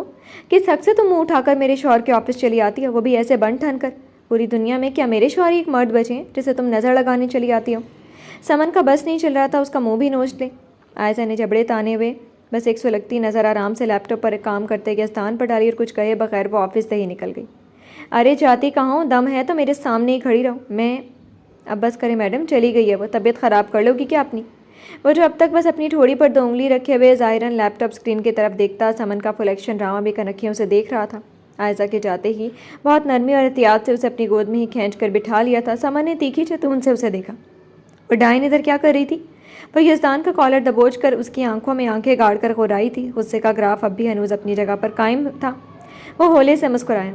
आई डोंट नो, उसके चेहरे पर नादीदा लटों को किनारे करते हुए लगातार अब मुस्कुरा रहा था। दिल उनकी हर अदा पर फिदा हो जाता था। बेवकूफ़ मत बनाए मुझे। वो कॉलर और भी दबोचती अपने कातिलाना नैन उसके चेहरे पर जमाए पूछ रही थी। यज़दान की उंगलियां उसके गालों पर ठहर गईं। तुम शायद शक कर रही हो। हमें यकजा करके उसने समन को घूरा, लेकिन समन पर उसकी घुरी का कोई असर नहीं हुआ था। इसी तरह उसके कॉलर को दबोचे हुए चेहरे पर चुकी थी। मरकर भी नहीं कर सकती आप पर शक, मगर वो इधर क्या कर रही थी ये मुझे जानना है। एक भी काली नज़र आपको लगी ना तो मैं उसके बाल उखाड़ दूंगी, उसकी आंखें नोच लूँगी। फिर मत कहिएगा कि क्यों ऐसी हालत में जंगजू बन गई हो, क्यों अपनी परवाह नहीं करती हो। लगातार बोलते हुए बड़ी बड़ी सहरज़दा करने वाली आंखों से घूरते हुए यज़दान को फिर से मुस्कुराने पर मजबूर कर रही थी। कोई ज़रूरत नहीं है, मैं देख लूँगा। हर दर्द को उनकी बाहों में आराम से मिलता है। समन को अपने सीने से लगाने की कोशिश की, मगर देख लूँगा। क्या कहा आपने? आप उसे देखेंगे? दोबारा उसके कॉलर को मुट्ठी में जकड़कर वह शेरनी से बनी गरजी तो इस बार वो झुंझलाया, समी बंद कर दोगी ये ड्रामे? मुझे ये भी पसंद नहीं तुम उसका जिक्र करो। मुझे उस औरत से कोई लेना देना नहीं है। प्यार से उसके गाल को सहलाते हुए सारी झुंझलाहट तो बस आयजा नामी लड़की के लिए थी। समन कॉलर मुट्ठी से छोड़कर दुरुस्त करते हुए धीमी हो गई। हाय कितनी ठंडक पड़ गई आपके मुंह से औरत सुनकर। खबरदार जो उस नागिन औरत को देखने गए। उसके कॉलर को दुरुस्त करते हुए वह तकरीबन यज़दान पर पूरी लेट ही गई थी। चेयर पीछे की तरफ झुक सी गई और समन को अपने बाजुओं में समेटते हुए यज़दान ने अपनी हंसी दबाई और ज़बरदस्ती उसे सीधा किया। सुमी, मुझे लग रहा है तुम्हारे ड्रामे और भी बढ़ गए हैं। दोनों हाथ उसकी कमर में डालकर उसने प्यार से उसकी पेशानी से अपनी पेशानी टकराई। मेरा गुस्सा ड्रामा लग रहा है आपको? उसके दोनों कान पर अपनी हथेली रखकर वो खपकी से भूरी आंखों में देखने लगी। ओके, आपका गुस्सा सर आंखों पर। अब बताएंगे कि गुस्सा ख़त्म कैसे होगा? एक हाथ कमर पर से हटाकर वह समन की ठोड़ी पर अंगूठा रगड़ने लगा। आंखों में वारफ्तगी पनाह ले रही थी। उसे बहुत अहम काम निपटाने थे। शागिर कोई लम्हे में भी अंदर आ सकता था, पर यज़दान जब कुछ याद नहीं रहा था, बस याद रह चुका था अपना महबूब जो उसकी धड़कनों के करीब था। गुस्सा ऑरेंज जूस पीकर ख़त्म हो सकता है। शाकिर से बोले कड़वा सा एप्पल जूस मत लाए। यज़दान की आंखों में देखते हुए वह प्यार से उसके गाल छू रही थी। कड़वा जूस तो आकर रहेगा, मगर मैं उससे पहले मैं एक कोशिश कर सकता हूँ। अपने अंगूठे को जुम्बिश देकर उसने समन के होंठ पर रखकर दबाकर खोला और चेहरा बढ़ाया ही था कि समन ने अपनी हथेली उसके लबों पर रख दी। अब ये किस करने को सोचिए? जब वह डाइन थी तो किस नहीं कर सकते थे? कितना अच्छा लगता वह जल भुन कर राख हो जाती। लगातार मुंह बनाते बिगाड़ते हुए शिकायत की, मगर यज़दान को उसकी शिकायत से नहीं, अपनी जानिब बुलाते लबों की शिकायत खींच रही थी। अपनी शिद्दत में बस तुम्हें दिखाने पर मजबूर होता हूँ। समन की हथेली अपने लबों से हटाकर जकड़ी और दूसरे हाथ से रेशमी बालों को गर्दन के पास मुट्ठी में जकड़कर वह समन के चेहरे को खुद ही लबों पर झुका चुका था। मोहब्बत जताने का आगाज़ आज तुम करोगी। समन के लबों पर ठहरे होंठों के दहकते छुअन से ने जैसे दिल को मजबूर कर दिया कि वो उसके प्यार के आगे सरे खम हो जाए। सांसों को सांसों के साथ जोड़कर उसे शरारत सूझी थी। यज़दान के होंठों पर जो तेज़ चुभन पैदा हुई वह पीछे हुआ और समन हंसते हुए उसकी गोद से उतरकर दूसरी चेयर पर बैठ गई। उधर यज़दान अपने होंठों पर उंगली रखे उसे मसनूई खफकी से घूर रहा था, जो हंसी छुपाती आराम से पाँव उठाकर उसकी गोद में रख चुकी थी। वुल्फ साहब, अब आपको समझ में आए यह हरकत दर्द देती है? काली आंखें नचाते हुए वो अपने होंठ दबाकर हंसी रोक रही थी। यज़दान ने अंगूठे से होंठ साफ कर फिर समन की तरफ देखा और फिर समन की तरफ देखा। इतने दर्द से मेरा कुछ नहीं बिगड़ने वाला, मगर अपनी खैर मनाओ समन बीबी। जिस दिन की पाबंदी हटी ना तो मैं कौन सा अशर देने वाला हूँ तुम्हारा, ये तुम सोच भी नहीं सकती हो। सिमटने शर्माने का भी मौका नहीं दूंगा। समन के पाँव अपनी गोद में खींचते हुए उसने जो अपनी बेबाक गुस्ताख निगाहों को उसके सरापे पर डाली। समन के गाल तप उठे, कान से लेकर गर्दन तक सुर्खी दौड़ गई। मैं आपके हाथ ही नहीं आने वाली। निगाहें मिलाने की हिम्मत तो भूरी आंखों की तपिश ने अब ख़त्म कर दी थी। उसने बोलकर अपने पाँव उसकी गोद से हटा लिया। तुम पूरी की पूरी मेरी दस्तरस में हो। हाथ ही क्या, पूरे वजूद पर अपना हक जताऊंगा। उसके चेयर पर में एक पैर फंसाकर उसने समन को अपने करीब खींचा। वो कुर्सी समेत करीब हो गई। यज़दान ने आगे होकर उसकी ठोड़ी अपनी 2 उंगलियों में जकड़ी। ये आखिरी बार वार्न कर रहा हूँ, दूर जाने की सोची भी तो तुमसे इस बार वुल्फ बनकर मुलाकात करूंगा। तुम नहीं जानती हो वो जितना आशिक है उससे भी बढ़कर ख़तरनाक। उसके जज्बात से खेलने की कोशिश भी कभी मत करना। होले होले बोलते हुए उसकी आंखों में समाती जनूनियत ने समन के हलक को खुश किया था। यज़दान ज़रा सा और आगे हुआ और उसने समन के लबों पर अपने होंठ रखे। वो आंखें मीच गई। दर्द सहने के लिए लब तैयार हुए, मगर ये क्या? समन ने पट से आंखें खोली। उसने बस नरमी से छूकर अपना चेहरा दूर कर लिया था। फिलहाल अपने बेबी की मम्मी के लिए डॉक्टर मुस्तफ़ा की नरमी से फ़ायदा उठा लो, उसके बाद तुम्हारा और वुल्फ का मुकाबला। एक आंख दबाकर जो वह मुस्कुराया। समन ने अपनी तरफ झुके हुए यज़दान के कॉलर को मुट्ठी में भर कर अपनी तरफ खींचा था। फिर उसके गाल में तेज़ से काट कर वह यज़दान का कॉलर दुरुस्त करके पीछे हो गई। ये अपने बेबी के पापा के लिए फ़ायदा उठाना है तो पूरा पूरा उठाऊंगी ना। कल क्या पता आप मुझे जिंदा ही नहीं छोड़ें। यज़दान कुछ देर उसे घूरता रहा, फिर सर झटक कर पीछे हो गया। उल्टा सीधा कम बोला करो। और अब ये बताओ किसके साथ आई हो, क्या बात थी? चेयर सीधे करते हुए वह अब संजीदा हो गया। समन ने पहले आराम से पाँव उठाकर फिर उससे उसकी गोद में रखे और जवाब देने लगी थी। हॉस्पिटल के कॉरिडोर से गुजरते हुए यज़दान के ऑफिस की तरफ बढ़ते हुए मुसलसल कुछ सोचते हुए मुस्कुरा रहा था। हाथ में भरा हुआ ऑरेंज जूस का पैक ग्लास था। बावजूद वुल्फ के ऑर्डर के वह समन के लिए एप्पल जूस नहीं लाया था। उसे कोई चीज़ बुरी लगे और पीनी पड़े ये उसे मंजूर नहीं था। उसकी ज़िंदगी में समन के लिए बहुत ख़ास मकाम था। ना उसकी दिली वाबस्तगी में कोई चाहत का अमल दखल था, ना इस एहसास में कोई तलब जैसा एहसास था, बल्कि उन सब से मावरा उसके दिल में बिन चाहत बिन तलब बस एक ही ख्वाहिश बचती थी कि वो ताउम्र उसकी खुशी के लिए कोशिशें करता रहे, जिसने एक वक्त अपनी जान की भी परवाह उसके लिए नहीं की थी। वो उसका कर्जदार था और ताउम्र वो उसका कर्ज को चुकाना नहीं चाहता था, बल्कि उस कर्ज का बोझ अपने कांधों पर उठाए वो उसकी हर खुशी के लिए जान भी गंवाने के लिए तैयार था। समन के बारे में ही सोचते हुए शाकिर एक तरफ मुड़ा तो उसकी निगाह लंबे कॉरिडोर से दूसरी तरफ से आती शानी और साथ में चलती दुआ पर भी पड़ी थी, जहाँ शानी को देखकर मुस्कुराहट सिमट कर संजीदगी ने ले ली। वहीं दुआ को देखकर शाकिर की भूरी आंखों में चमक सी उभर आई थी। हाँ, ये वो लड़की थी जिसने उसके दिल में वो मोहब्बत भड़काई थी, जिस मोहब्बत के रंग से वो हमेशा अनजान रहा था, जिसने उसके दिल में अपनी चाहत से लेकर तलब तक जगाई थी। आहिस्ता आहिस्ता उसके जादू ने शाकिर को अपना असीर कर लिया था। उधर सब अब कुछ ऐसा ही हाल दुआ का भी हुआ था। उस रात के बाद आज वो नजर आया था। शानी के बराबर में चलते हुए उसकी धड़कनें शोर से मचाने लगी तो कदम सुस्त से पड़ने लगे थे। सुस्त पड़े कदम शानी के कदम से खुद ब खुद पीछे हो गए। आहिस्ता आहिस्ता शाकिर के करीब होती शानी भी उसे देखकर खुश दिली से मुस्कुराई थी। धीरे धीरे उनके दिल में छाया खौफ का साया साफ हो रहा था। खलील की परछाई मिट रही थी और शाकिर की तस्वीर वाज़ेह होती उन्हें मुतमईन कर रही थी। अस्सलाम वालेकुम मैम। वो करीब आकर रुका और शानी को सलाम करते हुए उचटती सी निगाह दुआ के चेहरे पर भी डाली।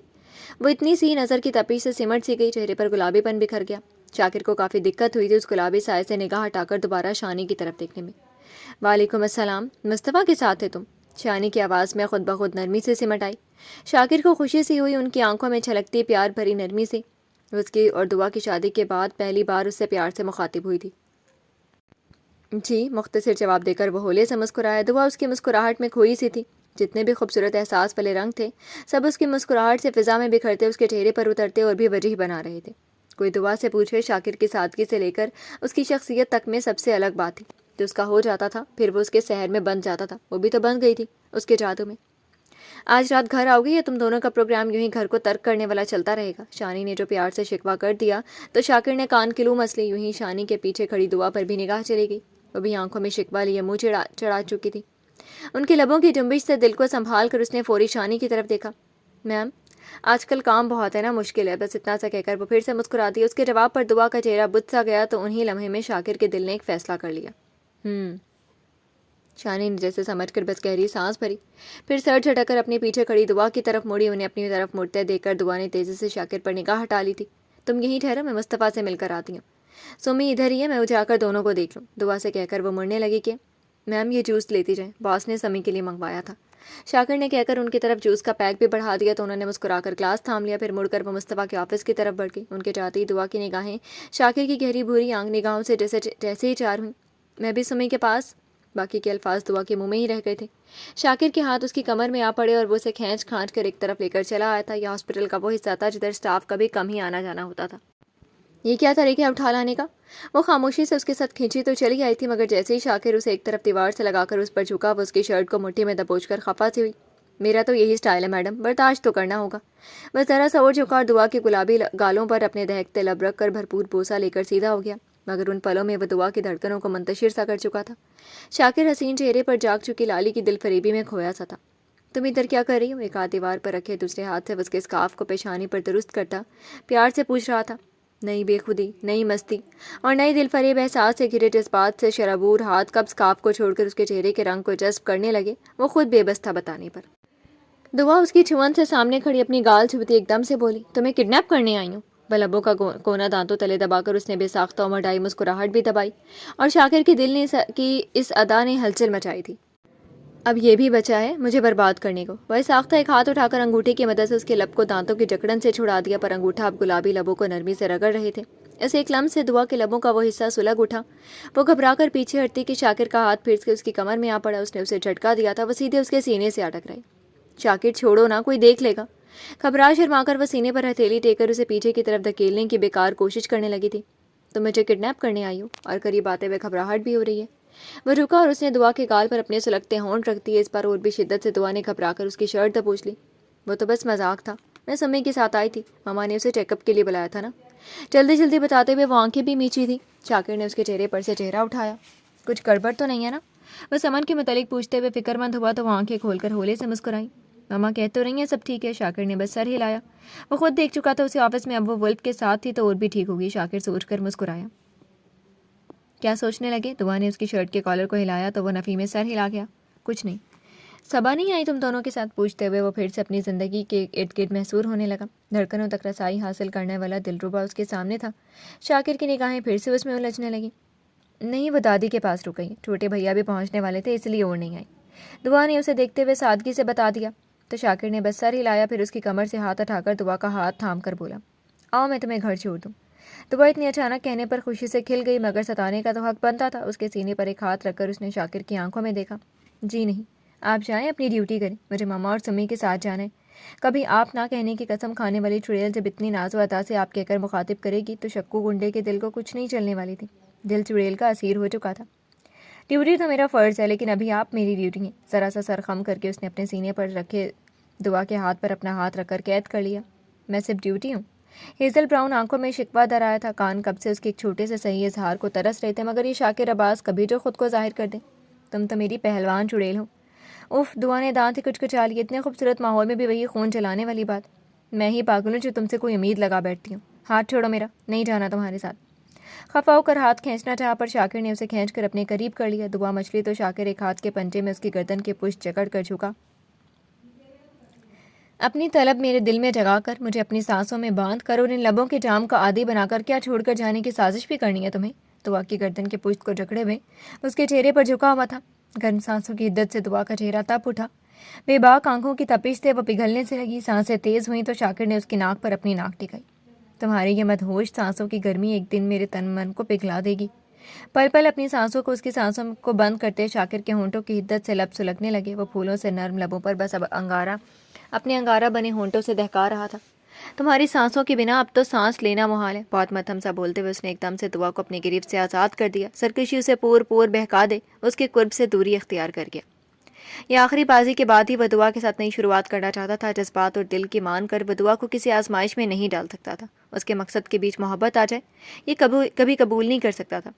آؤ تمہیں گھر چھوڑ دیتا ہوں۔ اپنے بالوں میں ہاتھ پھیر کر اس نے دعا کی طرف دیکھا۔ وہ ابھی ان فسونکاری لمحوں کے اثر میں تھی۔ پلکیں جھکی ہوئی تھیں اور ہاتھ آپس میں ملا کر توڑتے مروڑتے ہوئے وہ ایک معصوم سی گڑیا ہی تو لگی تھی۔ شاکر بے ساختہ مسکرا دیا، ایک ہاتھ بڑھا کر اس کا گال تھپکا۔ بعد میں شرما لینا، ابھی میرے ساتھ چلو۔ دعا نے بس پلکیں اٹھائیں۔ اس کی آنکھوں میں شرم و حیا کے ساتھ ایک الجھن بھی ضرور تھی۔ دعا نے پہلی بار محسوس کیا وہ جان بوجھ کر اسے قریب کرتا پھر دور ہو جاتا۔ چلنا نہیں ہے؟ اسے اپنی طرف دیکھتے پا کر اس بار وہ زبردستی مسکرایا۔ تم نے بھیا سے پوچھا؟ بس اتنا بول کر وہ اپنے اسکارف کی پن کھولنے لگی۔ شاکر کی حرکتوں کی وجہ سے پن ڈھیلی ہو گئی تھی۔ میں میسج کر دیتا ہوں، بول کر اس نے موبائل نکالا اور چند حروف جلدی جلدی ٹائپ کیے تھے۔ کیا میں آدھے گھنٹے کی مہلت لے سکتا ہوں؟ یہ پیغام بھیج کر وہ جواب کا منتظر تھا۔ ادھر سے فوری جواب موصول ہوا، تمہیں معلوم ہے میں میاں بیوی کے ذاتیات میں دخل نہیں دیتا۔ پیغام پڑھ کر وہ سر جھٹک کر ہنسا کہ اپنے ولف پہ موبائل رکھتے ہوئے اس نے چمکتی آنکھوں سے دعا کی طرف دیکھا۔ وہ ہونٹوں کے بیچ پن دبائے اسکارف درست کر رہی تھی۔ آپ کو کہیں بھی لے جانے کا پورا اختیار حاصل ہے مجھے، بول کر اس نے دعا کے ہونٹوں کے بیچ دبی پن بھی نرمی سے نکال لی۔ اسے اس طرح ہونٹوں میں نہیں لیتے، خطرناک ہو سکتا ہے۔ سادگی سے بول کر اس نے دعا کی طرف پن بڑھا دی۔ اس نے بس سر ہلا کر پن لی اور اسکارف میں سائڈ سے لگا کر ہاتھ جھاڑے۔ اختیار حاصل ہے تو پھر چلیں۔ اس کی بات پر شاکر ہولے سے مسکرایا، پھر اس کے قدم کے ساتھ دعا نے بھی اپنے قدم بڑھا دیا۔ پارکنگ تک یوں ہی ساتھ چلتے ہوئے ان دونوں نے خاموشی سے راستہ طے کیا تھا، مگر اس خاموشی میں بھی وہ دونوں ایک دوسرے کے قریب تھے۔ پارکنگ تک آ کر اس نے جیسے ہی بائک سنبھالی، بائک سے لے چلو گے؟ اسے بائک پر بیٹھتے دیکھ کر وہ پوچھے بنا نہیں رہ سکی۔ شاکر نے گردن موڑی۔ تمہارے شوہر کو عشق ہے بائک رائڈنگ کا؟ سر پر ہیلمٹ ٹکاتے ہوئے اس نے دعا کو ایک آنکھ بھی ماری تو ہاں، ساری دنیا سے عشق کر لینا بس ایک۔ اس کے پیچھے احتیاط سے بیٹھتے ہوئے وہ بہت تپی ہوئی سے بولتی جملہ ادھورا چھوڑ گئی۔ ساری دنیا سے عشق کر کے مجھے ایک دن میں گنجا نہیں ہونا۔ دعا کی بات کا ادھوری بات کا مطلب وہ اچھے سے سمجھتا تھا، پر ادھوری بات کو مکمل نہیں کیا۔ بس مزاحیہ بولتا ہوا سائڈ مرر سے خفا خفا چہرے کو دیکھتے ہوئے سر پر ہیلمٹ لگا لیا۔ ہاں تو کیا ہوا؟ پھر سے ایک بار گنجے ہو جانا، گنجے رہنے کا بھی تو شوق ہے تمہیں۔ وہ بائک سٹارٹ کر گیا تو اس کی کمر میں ہاتھ ڈال کر تھوڑی اس کے شانے پر ٹکا لی۔ انداز مگر چھیڑنے والا تھا۔ وہ بائک گھماتے ہوئے مسکرایا، بیگم صاحبہ شوق کا کوئی مول نہیں ہوتا، لیکن کیا کریں، آپ سے شادی کے بعد سوچنے لگا کہیں تمہیں گنجے شوہر کو سب سے ملوانے میں شرم محسوس نہ ہونے لگے، اس لیے بال رکھنے پڑے۔ ہاسپٹل کے گیٹ سے بائک نکالتے ہوئے وہ دعا کو ہنسنے پر مجبور کر رہا تھا۔ بائک نے رفتار پکڑی تو ہواؤں نے دونوں کے چہرے کو چھوا۔ ہوا بھلے گرم تھی مگر دونوں کو چھوتی نرم سی ہوئی جا رہی تھی۔ نہیں، تم گنجے بھی ہینڈسم لگتے تھے۔ اپنے ہاتھ کمر پر اور بھی کستے ہوئے وہ ہنسی دباتی اپنی آواز میں لاپرواہی سم ہو کر بولی، تو تم پہلے سے مجھے تاڑتی رہتی تھی۔ وہ بولا اور بائک کی رفتار بھی بڑھائی۔ بائک روڈ پر دوڑ رہی تھی اور وہ اس گرمی میں بھی اس کے ساتھ سے خنکی سے دل میں اترتے محسوس کر رہا تھا۔ استغفر اللہ، میں کیوں تمہیں تاڑتی؟ مجھے تو تمہاری شکل دیکھتی ہی غصہ آ رہا تھا۔ بولتے ہوئے کاندھے پر زبردست ہاتھ بھی لگایا، مگر بائک کی رفتار اتنی تیز تو ضرور تھی کہ دعا نے فوراً پھر سے شاکر کی کمر کو جکڑ لیا۔ اور میں تو تمہاری شکل دیکھتے ہی آیت الکرسی پڑھنے لگتا تھا، اور تبھی تو اللہ نے بچایا تھا مجھے۔ وہ مسلسل مسکراتے ہوئے اسے چھیڑ رہا تھا۔ او جی، جیسے مجھے نہیں معلوم کہ تم ایک نمبر کے جھوٹے انسان ہو۔ میں بہت حسین ہوں، اتنی حسین کہ تم میرے لیے پھولوں کے کنگن تک لائے تھے۔ تھوڑی شانے پر ٹکائے اس نے ایک ہاتھ سے ہوا کے زور سے پیشانی پر آتے اسکارف کو پیچھے کھسکایا۔ استغفار کرو بیوی، استغفار کرو۔ کیوں میری نیک نامی پر الزام لگانا چاہتی ہو؟ پھولوں کے کنگن تو تمہاری بھابھی نے منگوائے تھے، اس لیے لانے پڑے۔ ذرا سی گردن موڑ کر اس نے تھوڑی شانے پر ٹکائے دعا کو گھورا اور پھر گردن سیدھی کر لی. میں نہیں مانتی تم ضرور میری خوشی کے لیے وہ کنگن لائے تھے. دعا نے گردن اکڑائی. ابھی وہ کوئی جواب دیتا کہ ٹرن لیتے ہوئے سامنے سے آتی ایک کار نے اس کے مقابل میں بریک لگائے تھے. شاکر نے بہت تیزی سے اپنی بائک کو بریک لگایا. کار بھی اس کی بائک سے کچھ فاصلے پر رکی تھی. دعا اس بریک کے ڈر سے اس سے کس کر لپٹ گئی. دل ایک بار کی زور سے دھڑکا تھا. ادھر شاکر نے لب کھینچ کر اچانک آ کھڑی ہوئی کار کو گھورا. سڑک سنسان تھی ورنہ بائک کی ٹکر ہو جاتی. ادھر ابھی وہ کچھ بولتا کہ دروازہ کھلا اور کار سے اترتے شخص کو دیکھ کر شاکر کی آنکھیں بے تاثر ہو گئیں. ادھر دعا شاکر کے دونوں کاندھوں کو جکڑے قدم قدم چل کر قریب آتے شخص کو الجھن سے دیکھ رہی تھی. اس شخص کی نیلی آنکھوں کی ٹھنڈک سے اسے لگا جیسے برف سے کاٹدار تکلیف ہر سو پھیل گئی ہو. سلام سائیں.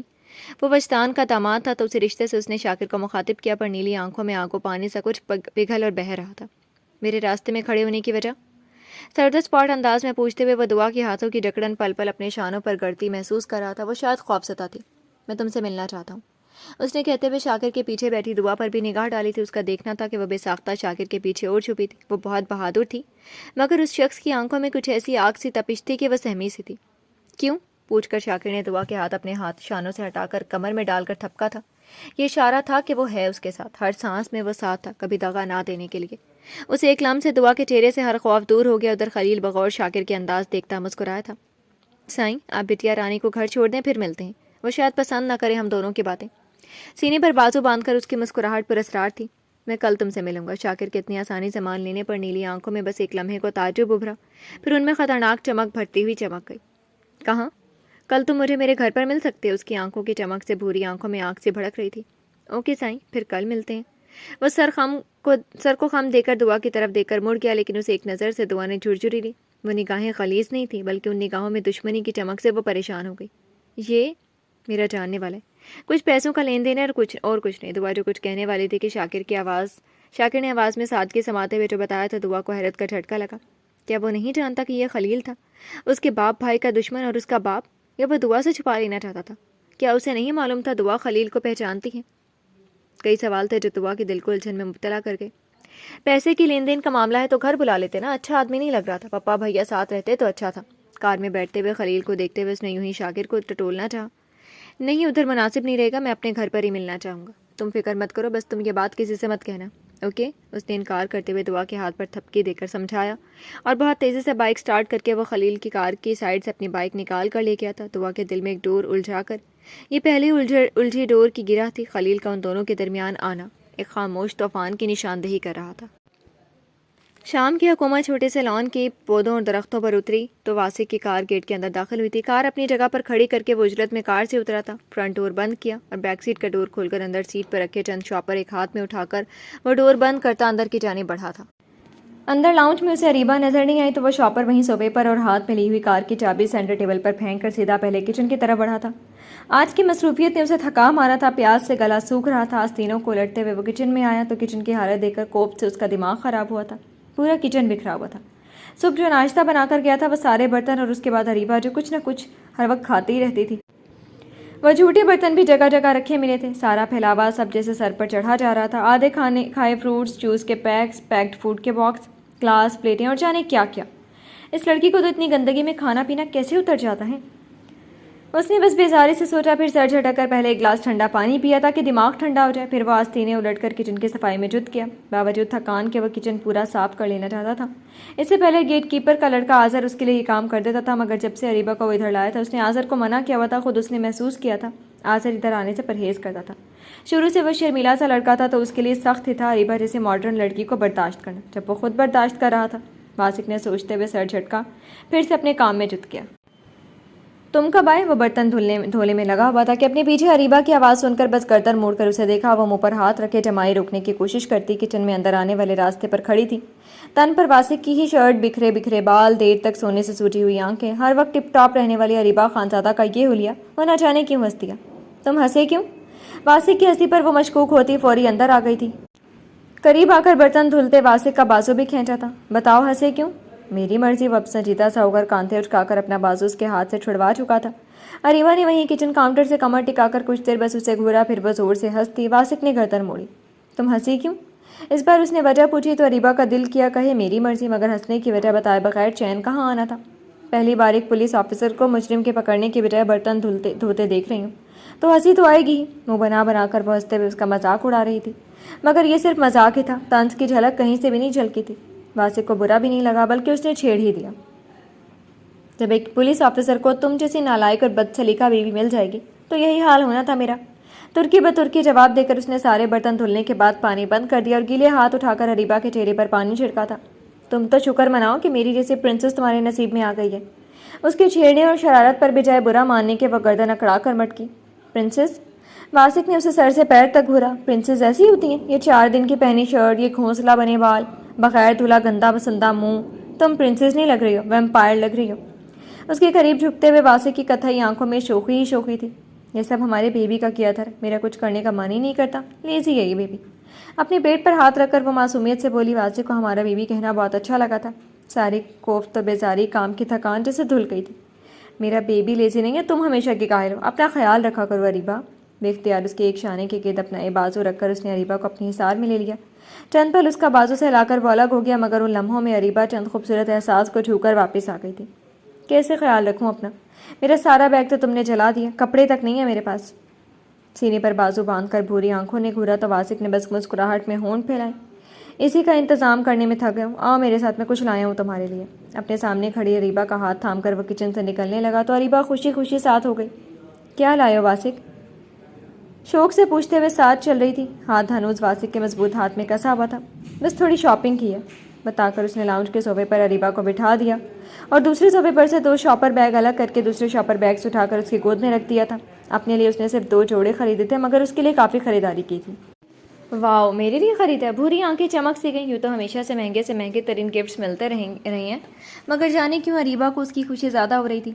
एक एक शॉपर खोलते हुए वो सोफे पर बैठे वासिक की तरफ भी देख लेती। जब मोबाइल खोले कुछ टाइप कर रहा था, अरीबा ने फिर से उसकी खरीदी गई चीज़ों की तरफ देखा। सारे ड्रेसेस वेस्टर्न थे, मगर बोल्ड नहीं थे। मैंने सोचा तुम मेरे लिए ट्रेडिशनल ड्रेसेस लाओगे, इसमें बड़े बड़े दुपट्टे हों और... 1 मिनट। अरीबा को टोककर वह बोला तो आवाज़ और चेहरा दोनों संजीदा से थे। मैं तुमसे उस बात की एक्सपेक्टेशन क्यों रखूँ जो तुम कभी कर ही नहीं सकती? तुम्हें दुपट्टे सूट की आदत नहीं और मैं आदत डलवाना भी नहीं चाहता। आखिर में वह हल्के से मुस्कुराया, मगर आखिरी जुमले ने अरीबा के दिल पर अजीब सी कैफियत ज़रूर पैदा कर दी थी। क्यों? वो आंखों में सवाल लिए उसे देख रही थी। वासिक ने चंद लम्हे उसे देखा, फिर कुछ बातें उसी वक्त वाज़े कर देना ज़रूरी समझा था। लिसन अरीबा, ये बात तुम भी जानती हो, हम हमेशा के लिए साथ नहीं, ये साथ एक दिन ख़त्म हो जाने। तो फिर हम दोनों को एक दूसरे की ना आदत होनी चाहिए, ना हम एक दूसरे की पसंद में ढलना मंजूर है, क्योंकि हमारा ताल्लुक बस उस बच्चे के पैदा होने तक है।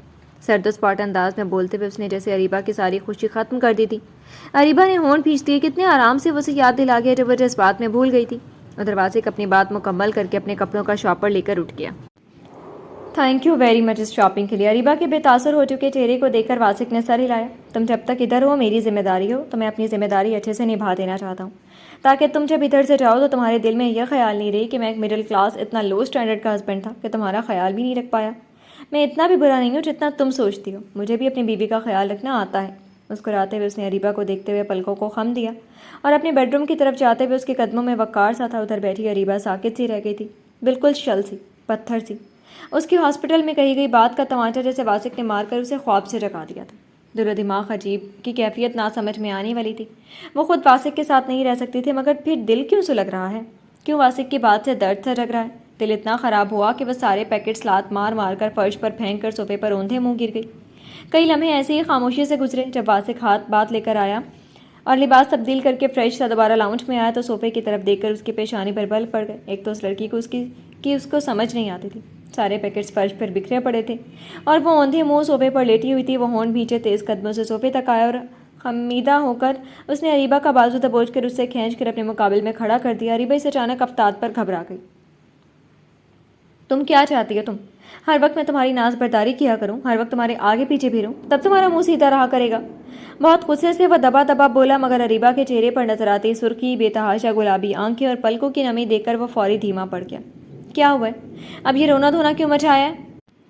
अरीबा ने बस एक नज़र उसकी तरफ देखा। उसकी बात पर अरीबा को रोना आने लगा, पर यह कहने में अना आड़े आती थी कि उसकी बात से दिल दुखाए, इसलिए बस अपना बाजू झटक कर छुड़वा कर वो सोफे पर धम से बैठ गई। लेकिन आंसू थे। अब बोलो भी, क्या हुआ? भूख लगी है? उसके आंसू देखकर वासिक नरमी से पूछते हुए उसके करीब ही बैठ गया, पर अरीबा का पारा चढ़ गया। मैं क्या फूडी हूँ जो हर वक्त भूख भूख करती रहूँ? چڑھ کر اس نے جو کہا تو بے ساختہ واسق نے اپنی مسکراہٹ دبائی. ابھی کچھ دیر پہلے جو اتنی محنت سے کچن صاف کیا تب اس کی فوڈی ہونے کی ہی نشانی تھی، اور اس وقت بول کر وہ ایک نئی لڑائی کا آغاز نہیں کرنا چاہتا تھا. میں نے یہ کب کہا کہ تم فوڈی ہو؟ زبردستی سنجیدہ بنتے ہوئے اس نے اریبہ کو اپنی حصار میں لینا چاہا، مگر وہ اس کے چہرے پر مسکراہٹ کی کرن دیکھ چکی تھی. اس کی مسکراہٹ سے وہ طیش میں آ گئی. تم ہنس رہے ہو؟ آئی نو تم میرے کھانے پر ہنستے ہو. وہ اچھے سے بھڑک گئی تھی. تمہیں نہیں معلوم میں کتنی ڈائٹ کانشیس تھی، مگر جب سے کہ پریگننسی شروع ہوئی ہے مجھے ہر وقت بھوک لگتی ہے. بہت غصے سے بھوری آنکھیں سکیڑ کر وہ واسق کو گھورتے ہوئے اپنی مشکل بتا رہی تھی. واسق نے جھٹ سے تائید میں گردن ہلائی.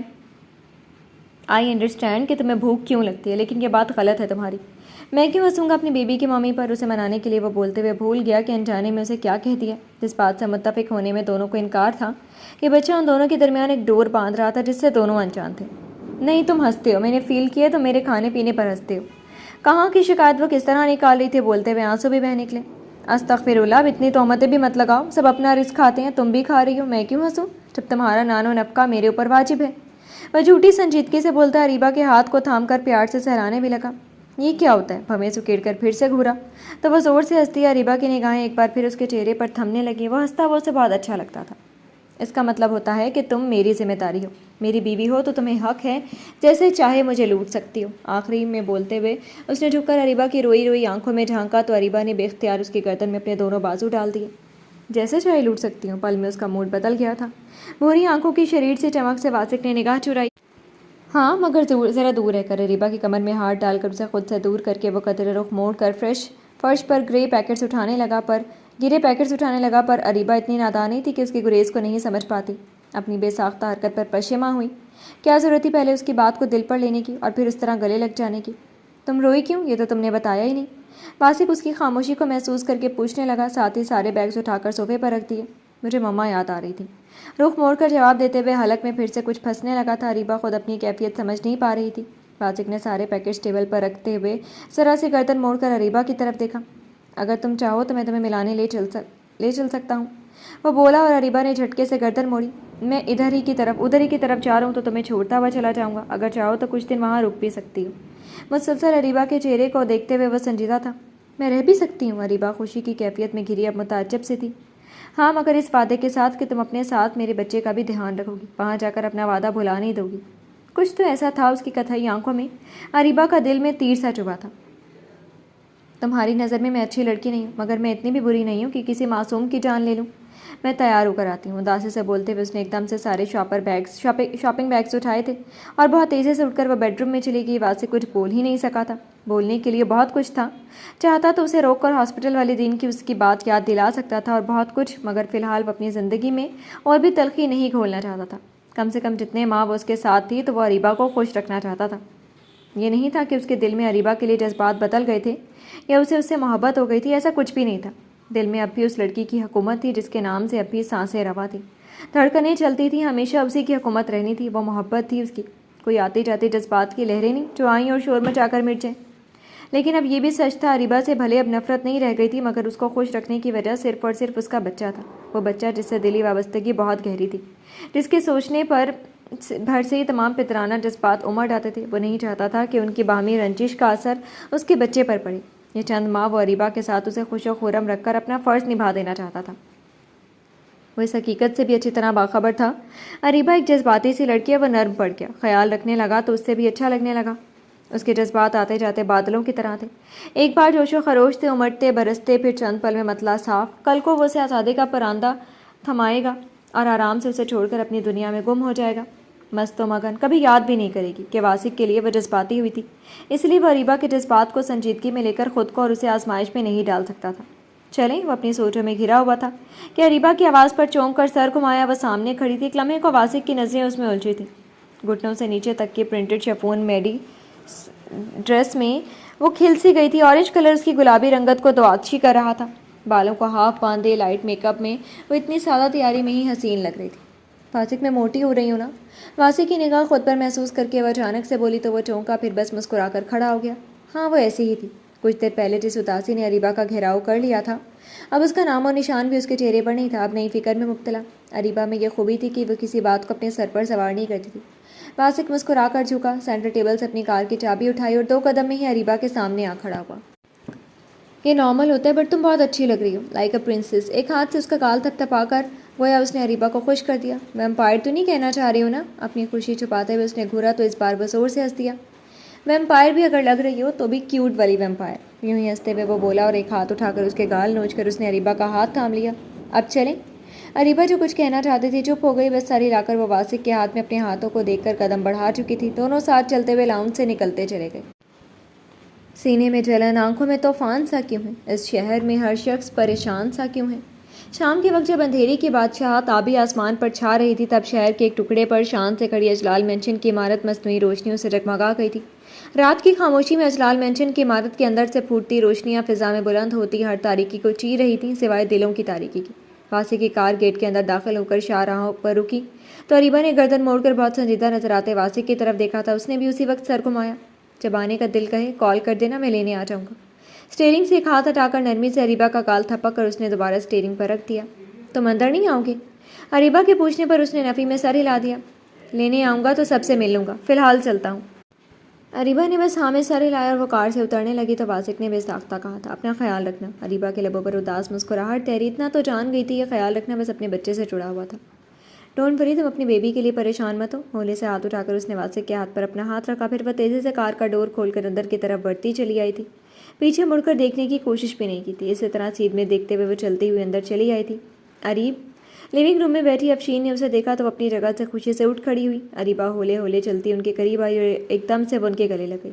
ماما، آئی مسڈ یو ویری مچ۔ ان کے گلے لگنے سے زیادہ اریبہ کے جملے نے افشین کو حیرت زدہ کیا تھا۔ Are you okay my baby? اسے خود سے الگ کر کے انہوں نے اریبہ کو شانوں سے تھام لیا۔ غور سے اس کا چہرہ دیکھتے ہوئے افشین کچھ جاننے کی جستجو میں تھی۔ یس آف کورس ماما، میں ایک دم فٹ ہوں، بس آپ کی بہت یاد آ رہی تھی۔ اپنے چہرے کو شاداب بناتی ہوئے اس بار ان کے گال چوم کر الگ ہو گئی۔ افشین کو مگر تسلی نہیں ہوئی تھی، نہ کوئی شکوہ نہ کوئی غصہ، وہ انہیں بدلی بدلی سی لگ رہی تھی۔ اریبہ تم سچ میں ٹھیک ہو نا؟ اس کے ہاتھ اپنے ہاتھوں میں لے کر وہ وہیں صوفے پر بیٹھ گئی۔ ساتھ بیٹھی اریبہ اس بار جھنجھلا گئی۔ او کم آن ماما، بس کریں، ٹپیکل ماں کی طرح میری فکر کرنا، میں ایک دم ٹھیک ہوں۔ اس بار افشین مطمئن ہو گئی، پھر مسکرا کر اس کی طرف دیکھا۔ سوری مائی بیبی، میں اتنے دن تم سے ملنے بھی نہیں آئی۔ لگاوٹ سے اسے خود سے لگاتے ہوئے افشین کے انداز پر اریبہ تلخی سے مسکرائی۔ ایک کال کرنے کی بھی ضرورت نہیں سمجھی، اور اب یہ محبت کے مظاہرے؟ واسق کے ساتھ رخصت کرتے وقت تو خوب ماں والے ڈائلاگ مارے گئے تھے، اور اس کے بعد وہ ایسی مطمئن ہوئی کہ اسے پوچھا بھی نہیں کہ وہ کس حال میں ہے۔ شاید انہیں اس کے پریگننٹ ہونے کی بھی خبر نہیں تھی۔ آئی نو کہ آپ بہت بزی رہتی ہیں، میری فکر تو کل بھی آپ کو نہیں تھی، اب بھی نہیں ہے۔ واسق کے ساتھ رخصت کر کے آپ کو مجھ سے آزادی حاصل کرنی رہی ہوگی۔ صوفے پر آرام سے پاؤں اٹھا کر بیٹھتے ہوئے وہ تنزیہ بولتی نیم دراز بھی ہو گئی۔ افشین کو اس کی بات پر غصہ تو بہت آیا، مگر وہ اس وقت جواب دینا مناسب نہیں سمجھا۔ پپا کہاں ہیں؟ کتنی بھی ناراض تھی مگر اپنے گھر آ کر اس کا دل اجلال خانزادہ کے لیے مچلا تھا۔ وہ آفس سے نہیں آئے ابھی، آج تو شاید لیٹ نائٹ ہی آئیں، منسٹر کے یہاں پارٹی ہے۔ نورا بیبی کے لیے کافی لے کر آؤ، افشین نے بتاتے ہوئے دور کھڑی ملازمہ کو حکم دیا۔ وہ سر ہلاتی چلی گئی۔ اور آئزہ؟ اریبہ نے پوچھا۔ آئی ڈونٹ نو، انہوں نے شانے جھٹک کر پاؤں پر پاؤں جمایا اور پشت صوفے سے ٹیک کر انہوں نے گردن موڑ کر اریبہ کی طرف دیکھا۔ وہ اب اریبہ کو غور سے دیکھ رہی تھی۔ لگتا ہے وہاں جا کر تم نے اپنا کوئی خیال نہیں رکھا، نہ چہرے پر پہلے جیسی کوئی بات ہے، نہ بالوں کا نیو سٹائل، اور ویٹ بھی بڑھا لیا۔ ان کے اتنی تفصیلی جائزے پر اریبہ نے لاپرواہی سے گردن جھٹک کر جواب دیا، میرا موڈ ہی نہیں بنا پارلر جانے کا، اور ویٹ تو بڑھنا ہی ہے ایسی حالت میں بعد میں کور کر لوں گی۔ کاندھے اٹھا کر وہ کشن سر کے نیچے رکھ کر سونے کی تیاری کرنے لگی۔ واسق صحیح کہتا ہے، وہ کاہل ہوتی جا رہی تھی، ابھی اس وقت جیسے اسے اپنے بیڈ روم میں جانے میں کاہلی محسوس ہو رہی تھی، یہیں سونے کا پروگرام کر چکی تھی۔ کیسی حالت کی بات کر رہی ہو تم؟ افشین سمجھ کر نہ سمجھ بنتی بولی۔ ویسی حالت جیسے آپ کی بھی 2 بار ہوئی، آئی ایم پریگننٹ۔ آنکھیں بند کر کے جواب دیتے ہوئے وہ افشین کے تاثر دیکھ ہی نہیں پائی تھی۔ انہیں سخت صدمہ لگا تھا اور صدمے سے جب نکلی تو غصے سے بھر گئی۔ Are you mad? کیا پاگل پن کیا یہ تم نے؟ اپنی جگہ سے کھڑی ہو کر افشین دبا دبا چینکی۔ ان کے اچانک سے مشتعل ہونے پر اریبہ نے آنکھیں کھولی، افشین کا غصے والا انداز دیکھا اور پھر اٹھ کر بیٹھ گئی۔ بتانا پسند کریں گی کون سا پاگل پن کیا میں نے؟ تیکھی نظروں سے افشین کو دیکھتے ہوئے وہ بیزار سی بھی نظر آ رہی تھی۔ افشین نے اپنی شیرینی نظروں سے اسے بری طرح سے گھورا۔ تم پریگننٹ ہو گئی، اس سے بڑھ کر بھی کوئی پاگل پن ہوگا؟ ان کی آواز اونچی بھی تھی اور آگ سے بھی۔ اریبہ نے ہونٹ بھینچے، پھر بولی، ماما آپ تو ایسے ریئیکٹ کریے جیسے میں ان میرڈ اور پریگننٹ ہو گئی ہوں۔ I am a married girl, شادی ہوئی ہے تو بچہ بھی ہوگا، آپ کو تو خوش ہونا چاہیے کہ آپ نانی بن گئی ہیں۔ چڑچڑی سی بولتی آخر میں معصوم بن کر افشین کے غصے کو اور بھی تیلی دکھا دی۔ افشین سچ میں بھڑک گئی۔ اریب تم کب عقل استعمال کرنا شروع کرو گی؟ انہوں نے اپنی مٹھیاں بھینچی، پھر ایک گہرا سانس لے کر وہ اس کے قریب بیٹھی، اریبہ کو پیار سے سمجھانے کے لیے۔ تمہارا نکاح واسق سے ایکسیپٹ کرنے کا بس میرا یہی مقصد تھا، میں کچھ دن تمہیں اس گھر یہاں کی سازشوں سے دور رکھ سکوں، پھر میں خود سب پلان کرتی کس طرح تمہیں واسق سے الگ کرنا ہے۔ مگر تم بیوقوف کی بیوقوف ہی نکلی، اس سے رشتہ بنایا تو بنایا، اس کے بچے کی بھی ماں بننے لگی۔ سمجھاتے ہوئے آخر میں وہ پھر سے تلخ ہو گئی، انہیں اس پر سخت غصہ آ رہا تھا۔ اریبہ کی آنکھوں میں دکھ اتر آیا۔ تو اس نے جو مجھ سے اتنی ایموشنل ہو کر باتیں کی، محبت یہ ہے، محبت وہ ہے، واسق سدھر جائے گا، ایکسیٹرا ایکسیٹرا، وہ سب وقت کی ضرورت تھی۔ افشین اپنے کام نکالنے کے لیے کچھ بھی کر سکتی ہے۔ ان کے چہرے پر جاگ چکی مکاری سے اریبہ نے جبڑے بھینچے۔ بھیا سچ کہتے ہیں، آپ کو چند لوگوں کے جذبات سے کھیلنے سے تسکین ملتی ہے، اپنی محبت کی ناکامی کا بدلہ لینے کے لیے آپ اپنے بیٹے اور بیٹی کے بھی جذبات کو رون دیتی ہیں۔ کڑواہٹ سے بولتے ہوئے اریبہ کے ہونٹوں پر مجروح مسکراہٹ بھی تھی، دل میں الگ درد سا جگا تھا۔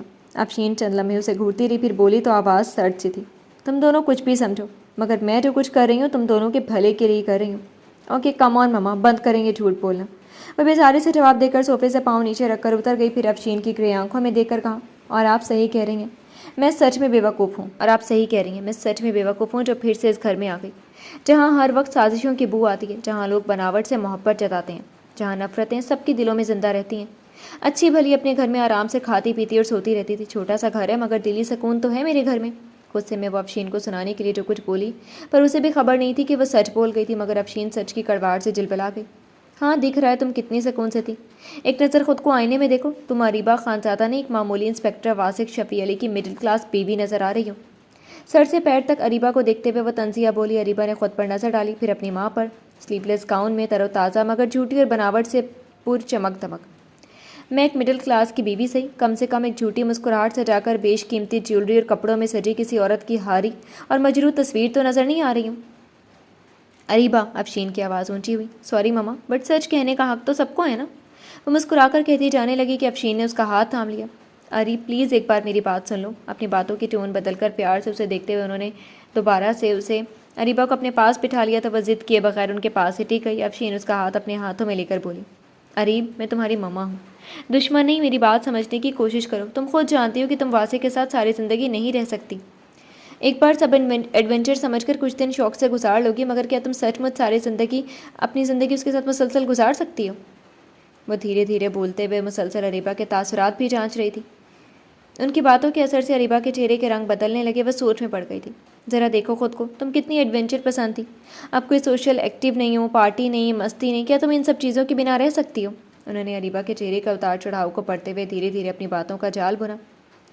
بچہ ایک بیڑی ہوتا ہے اریب، وہ تمہیں باندھ کر قید کر لے گا، تمہاری ساری آزادی چھین لے گا، وہ بھی ایسے مرد کے بچے کی ماں جسے تمہارا تعلق ہی مجبوری کا ہے۔ کل کو اس سے آزاد ہونے میں یہ بچہ رکاوٹ بنا تو پھر کیا کرو گی تم؟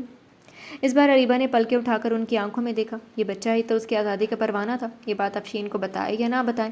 وہ شش و پنج میں بڑی افشین نے اس کے گال 2 انگلیوں سے چھوئے۔ اریب جب تک واسق کے ساتھ رہو مگر کسی بھی زنجیر میں بندھے بغیر، اولاد کی بیڑیاں بہت مضبوط ہوتی ہیں، ایک دن وہ دنیا میں آ گئی تو تمہیں اپنی محبت میں جکڑ لے گی، پھر الگ بھی ہو جاؤ گی، پھر بھی دل کا ایک حصہ وہیں چھوڑاؤ گی۔ ادھورے دل کے ساتھ جینا بہت مشکل ہوتا ہے۔ انہوں نے ایک سرد آہ جیسے سانس بھری۔ اریبہ کو ان کے چہرے پر دکھ کے سائے دیکھ کر خود بھی دکھ سا محسوس ہوا تھا۔ کل میرے ساتھ چلو اور اس بچے کا قصہ ختم کرو، میں آج ہی ڈاکٹر ماہین سے اپوائنٹمنٹ لے لیتی ہوں۔ اس بار اریبہ کو انہوں نے ساکت سا کر دیا تھا۔ پل بھر میں واسق کا چہرہ اس کی آنکھوں کے سامنے آ گیا۔ مجھ سے وعدہ کرو تم میرے بچے کو کوئی نقصان نہیں پہنچواؤ گی۔ آواز گونجی اور اریبہ نے تڑپ کر افشین کا ہاتھ چھوڑ دیا۔ نہیں ماما، میں وعدہ خلاف نہیں ہوں، عجیب سی وحشت سے کہتے ہوئے وہ ان کے پاس سے اٹھی اور بہت تیز قدموں سے اپنے کمرے کی طرف بھاگی تھی۔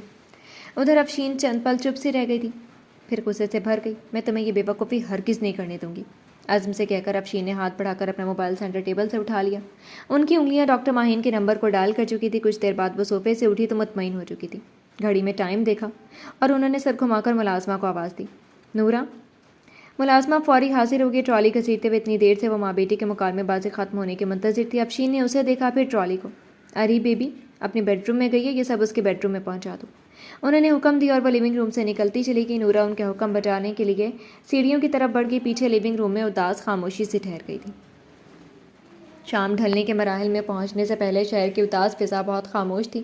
سورج لمبی مسافت طے کر کے آسمان کی آخری شور پر سستانے کی تیاری کے باوجود بھی تپش میں مبتلا تھا۔ فلک نارنجی شعاؤں کی چادر اوڑھ کر جیسے زمین پر اتر آیا تھا۔ پھر تھکا ماندہ سورج ڈوبتا چلا گیا اور اندھیرے کے بعد شہاد شروع ہوئی تھی۔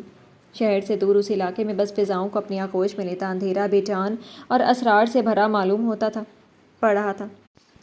بہت سارے رازوں کو اپنے گہرے سینے میں بھرے، کالے لباس کو اپنے تن پر ڈالے، اندھیرے کی بادشاہت ہر سو چھائی ہوئی تھی۔ دور دور تک روشنی کا سایہ بھی دکھائی نہیں دے رہا تھا۔ جب ایسے میں دو سائے ریلوے اسٹیشن سے دور ایک اونچی نیچی ڈھلوان پر چڑھتے اترتے نظر آنا شروع ہوئے تھے، ہاتھ میں لیے ہوئے موبائل کی روشنی میں ان کے سائے اندھیرے کی پراسراریت کو اور بھی بڑھانے لگے تھے۔ اندھیرے اور غیر آباد ہونے کی وجہ سے یہ پورا علاقہ انسانی وجود سے خالی پڑا ہوا تھا، جن کی تنہائی میں عجیب سی وحشت سمائی ہوئی تھی۔ کبھی کوئی ہوا کا جھونکا اٹھتا اور دھول اور مٹی کے ساتھ جا بجا پھینکے گئے کوڑے کرکٹ جب ہوا کے زور سے اڑتے تو ان کی سرسراہٹ میں عجیب سی آواز پیدا ہو جاتی۔ کوئی دلیر شخص بھی ہوتے تو ان کے چہرے پر ضرور گھبراہٹ پیدا ہو جاتی، مگر ایک دوسرے کے آگے پیچھے چلتے ہوئے ہر خوف سے بیگانہ وہ دونوں آپس میں بحث و تکرار کرتے ہوئے اپنی منزل کی طرف بڑھتے جا رہے تھے۔ تمہیں اتنی سڑی ہوئی گرمی میں باس کو بتانا یاد آیا تھا کہ ادھر سے ان کی گاڑی گزرے گی۔ اونچی نیچی راہوں پر سنبھل کر چلتے ہوئے شاکر نے یوں ہی بات کی شروعات کر دی تھی۔ ساتھ چلتے سنجیدہ واسق نے بس گردن موڑ کر اس کی طرف دیکھا۔ اندھیرے میں دیکھنے میں مشکل ہی صحیح، مگر وہ دونوں ایک دوسرے کو دیکھ پا رہے تھے۔ کمشنر وجدان کے داماد بننے کے بعد تمہیں کچھ زیادہ ہی گرمی اور سردی کا احساس نہیں ہونے لگا، ورنہ تمہیں تو عادت تھی ایسے موسموں کی۔ آہستہ آہستہ آگے بڑھتے ہوئے اس نے بھرپور طنز کیا تھا۔ مرتضیٰ سچ کہتا تھا کہ کتے کی دم 100 سال زمین میں دبا دی جائے پھر بھی وہ ٹیڑھی کی ٹیڑھی رہتی ہے۔ کچھ ایسا ہی حال شاکر اور واسق کے آپسی تعلقات کا تھا، جو کبھی سدھرنے والا نہیں تھا۔ اس دن کی بات کا اثر ختم ہوا اور آج پھر ان دونوں کی زبان چل پڑی تھی۔ اب واسق کا جواب شاکر کیوں کر برداشت کرنے والا تھا؟ اور اجلال خانزادہ کے داماد بننے کے بعد تو بھی پریکٹس کرنے لگا، ایسے گلی محلے میں آ کر روٹی کپڑا کیسے بانٹنا ہے؟ لگتا ہے اس بار الیکشن میں وہ تجھے ہی اپنا ووٹر بنا کر کھڑا کرے گا۔ اس کی بات کا جواب دے کر وہ ایک لمبا قدم آگے بڑھا کر واسق کے آگے چلنے لگا تھا۔ اس نے جبڑا تان کر اس گنڈے کی پشت کو گھورا۔ میں اگر جیت گیا تو تیرا کام سب سے پہلے صاف کروں گا۔ اس کے جلے بھنے جواب پر شاکر وہیں رک گیا، مڑا اور اپنے پیچھے آ کھڑے ہوئے واسق کے شانے پر ایک بازو ڈال کر رازداری سے جھکا۔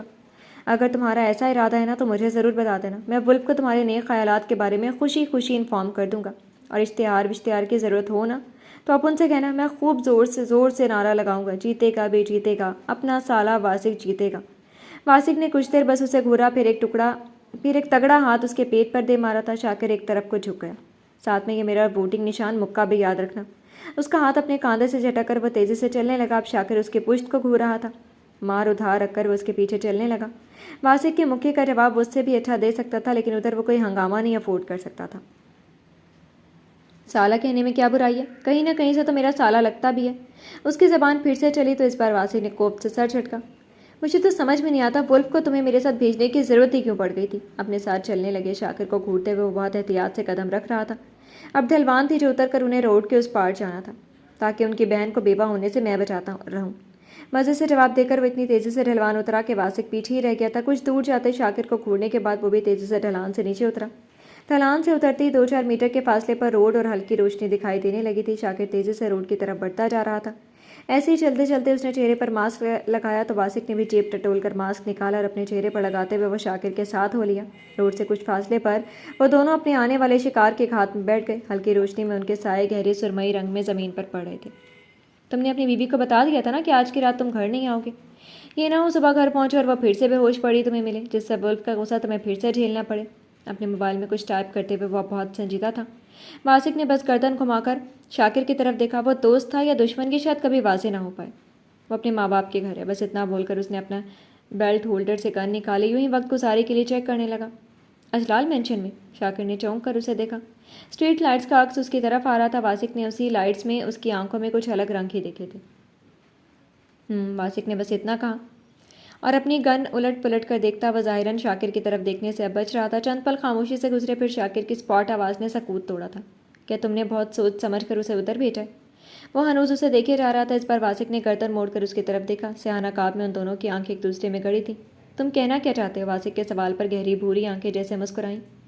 میری بیوی اگر افشین جیسی عورت کی بیٹی ہوتی تو میں کبھی بھی اپنی بیوی کو اس گھر میں نہیں بھیجتا، وہ بھی اس حالت میں جب وہ میرے بچے کی ماں بھی بننے والی ہو۔ پوزیشن سنبھالو، ولف کا میسج آ گیا۔ نہ جانے اس کی بات میں کتنا مفہوم چھپا تھا۔ واسق کو کھٹک تو گیا، مگر آخری بات سنتے ہی اس نے سر جھٹکا اور اپنی گن پوائنٹ پر لے کر وہ روڈ پر آنے والی کار کا منتظر ہو گیا۔ شاکر کی بھی گن اپنی پوزیشن سنبھال چکی تھی۔ دونوں کی نگاہیں روڈ پر جمی ہوئی تھیں، پلکیں بھی نہیں جھپک رہی تھیں۔ فضاؤں میں خاموشی اتنی ہی چھائی کہ سانسوں کی آواز بھی دونوں کی سماعت میں گزرنے لگی۔ بس کچھ لمحے لگے اور کار کی ہیڈ لائٹ چمکنے کی روشنی روڈ پر دکھائی دینے لگی۔ ڈن! شاکر کے منہ سے بس اتنا نکلا اور دونوں کی انگلیوں نے ٹریگر پر دباؤ ڈالا۔ ایک کے بعد ایک کئی فائر ہوئے اور بغیر شور کیے گولیاں نکلتی سیدھے کار کے دونوں ٹائروں میں جا کر پیوست ہو گئی۔ تیز دھماکہ ہوا، ہوا نکلنے جیسا دھماکہ، اور کار لڑکھڑاتے ہوئے روڈ کے اس پار اتر گئی۔ آ جاؤ، قسمت سے ایکشن مارنے کے لیے آج پوری رات ملی ہے۔ شاکر تیزی سے گھٹنے جھاڑتا اٹھ کھڑا ہوا۔ واسق نے بس اس کی طرف دیکھا، پھر تائید میں گردن ہلا دی۔ آج رات ان سب کی ڈیوٹی چھوٹی مچھلیوں کو پکڑنے کی تھی تاکہ کل مگرمچھ ان کے قبضے میں آ جائے، پر ایک دم سے دونوں ساتھ بڑھتے ہوئے سوچ بیٹھے تھے ولف اس وقت کس کو پکڑنے کے لیے جا چکے تھے۔ تبھی جیسے شاکر کے دماغ میں دھماکہ سا ہوا، وہ سمجھ چکا تھا ولف کس کے شکار کے لیے نکلا ہے، مگر یہ خطرناک بھی ہو سکتا ہے۔ واسق، ہم دونوں بھی ولف کے پاس جا رہے ہیں، وہ جو بولا تو واسق نے اس کی طرف دیکھا۔ پر ان کا کیا؟ اس نے روڈ پر اتری کار کی طرف دیکھا۔ شاکر نے ادھر دیکھا جدھر دو آدمی بھاگنے کی تیاری میں تھے۔ کام کر کے ہی چلیں گے، مگر صرف 5 منٹ میں۔ چل دکھا دے کہ تم مجھ سے زیادہ تیزی سے ایکشن مار سکتا ہے۔ وہ اسے آنکھ مار کر تیزی سے دوڑ لگا چکا تھا۔ واسق نے دانت کھچکھچائے، پھر وہ بھی شاکر کے پیچھے دوڑا تھا۔ اندھیرے میں تیز دوڑتے قدموں کی آواز وحشت سی پیدا کرنے لگی۔ اسی وحشت میں گولیوں کی چلنے کی آواز نے ہر سو دہشت سی پھیلا دی تھی۔ سورج غروب ہو چکا تھا اور شفق کی لالی سرمئی اندھیرے میں ڈوب گئی۔ جب روشنیوں کے شہر میں آبادی سے دور بنی ہوئی وہ عالیشان عمارت مصنوعی روشنیوں سے ڈگمگا گئی۔ رات ہوتے ہی اس عمارت کی رونقیں عروج پر پہنچ جاتی۔ میوزک کی آوازیں، مشروب سے بھرے گلاسوں کے ٹکرانے کی مدھم صدائیں، نشے میں ڈوبے ہوئے جسموں کی بے ہنگم دھڑکن اس عمارت کی خاص پہچان تھے۔ آج بھی یہاں کی رونقیں ویسی ہی صداؤں اور رنگین مستیوں سے چور تھی۔ جب اسی عمارت کے سب سے آخر والے روم میں وہ ہمیشہ کی طرح شیشے کی دیوار سے پیشانی ٹکائے بیٹھی اس پار دور سے نظر آتے شہر کی روشنیوں کو دیکھ رہی تھی۔ کالی آنکھیں اداسی میں مبتلا ڈوبی ہوئی تھیں اور دل گھبراہٹ میں مبتلا تھا۔ سہم سہم کر تیزی سے پھیلنے سکڑنے کا انجام دیتا دل آنے والے لمحے کے خوف سے لرزاں تھا۔ تبھی ہلکا سا کھٹکا ہوا اور گولڈی واش روم سے باہر نکلا تھا۔ صرف پینٹ پر تولیہ کاندھوں پر ڈالے وہ سنجیدہ سا نظر آ رہا تھا۔ اپنے سوٹ کیس کی طرف بڑھتے ہوئے اس کی نگاہ انم پر بھی پڑی تھی۔ اسے پتھر کی مورت کی طرح بیٹھے دیکھ کر گولڈی نے بس نفی میں سر جھٹکا، پھر اپنے اکلوتے سوٹ کیس کی طرف بڑھ گیا۔ اسے بھی تو آج رات کچھ تیاریاں کرنی تھی۔ ادھر اپنے خیالوں کی دنیا میں کھوئی انم کھٹکے پر چونک کر ادھر دیکھنے لگی جدھر گولڈی اپنا اکلوتا سوٹ کیس کا پہیہ کھینچ کر بیڈ کی طرف لا رہا تھا۔ سوٹ کیس اٹھا کر بستر پر رکھ کر وہ بستر پر پورا سوٹ کیس الٹ کر بیٹھ گیا۔ سارا سامان ایک طرف کر کے اس نے پینٹ کی جیب سے پین نائف نکالا تو انم کی آنکھوں میں تحیر سمٹ آیا۔ وہ تعجب سے اسے سوٹ کیس کا نچلا حصہ تیز دھار چاقو سے ادھیڑتی دیکھ رہی تھی۔ دیکھتے ہی دیکھتے اس نے سوٹ کیس کو ادھیڑ کر اس کے ہم رنگ پتلی سے پلائی شیٹ کو نکال لیا تھا۔ انم کی آنکھوں میں اب تحیر کی جگہ تجسس نے لے لی۔ وہ دیکھ رہی تھی اس کے سوٹ کیس بیگ میں اس نے کیا چھپایا ہوا تھا، مگر سوائے ایک چھوٹی سی گن کہ اسے کچھ اور سمجھ ہی نہیں آیا کہ وہ کیا کیا نکال کر اپنے سامنے رکھ رہا تھا۔ کوئی پین جیسی چیز تھی تو کوئی وائر۔ انم بس اب منہ کھولے اسے دیکھ رہی تھی۔ ادھر گولڈی نے اپنا سارا سامان کام ختم کر کے ایک نظر انم کی طرف بھی دیکھا۔ وہ بس آنکھیں پھاڑے اسے دیکھے جا رہی تھی۔ تمہیں تیار نہیں ہونے؟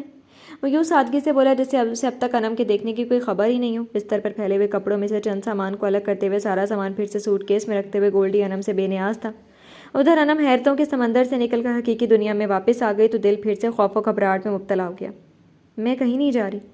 اپنے لرزتے دل کو سنبھالتے ہوئے قدرے رکھائی سے جواب دے کر اس نے پھر سے گردن موڑ کر شیشے کے اس پار دیکھنا شروع کر دیا۔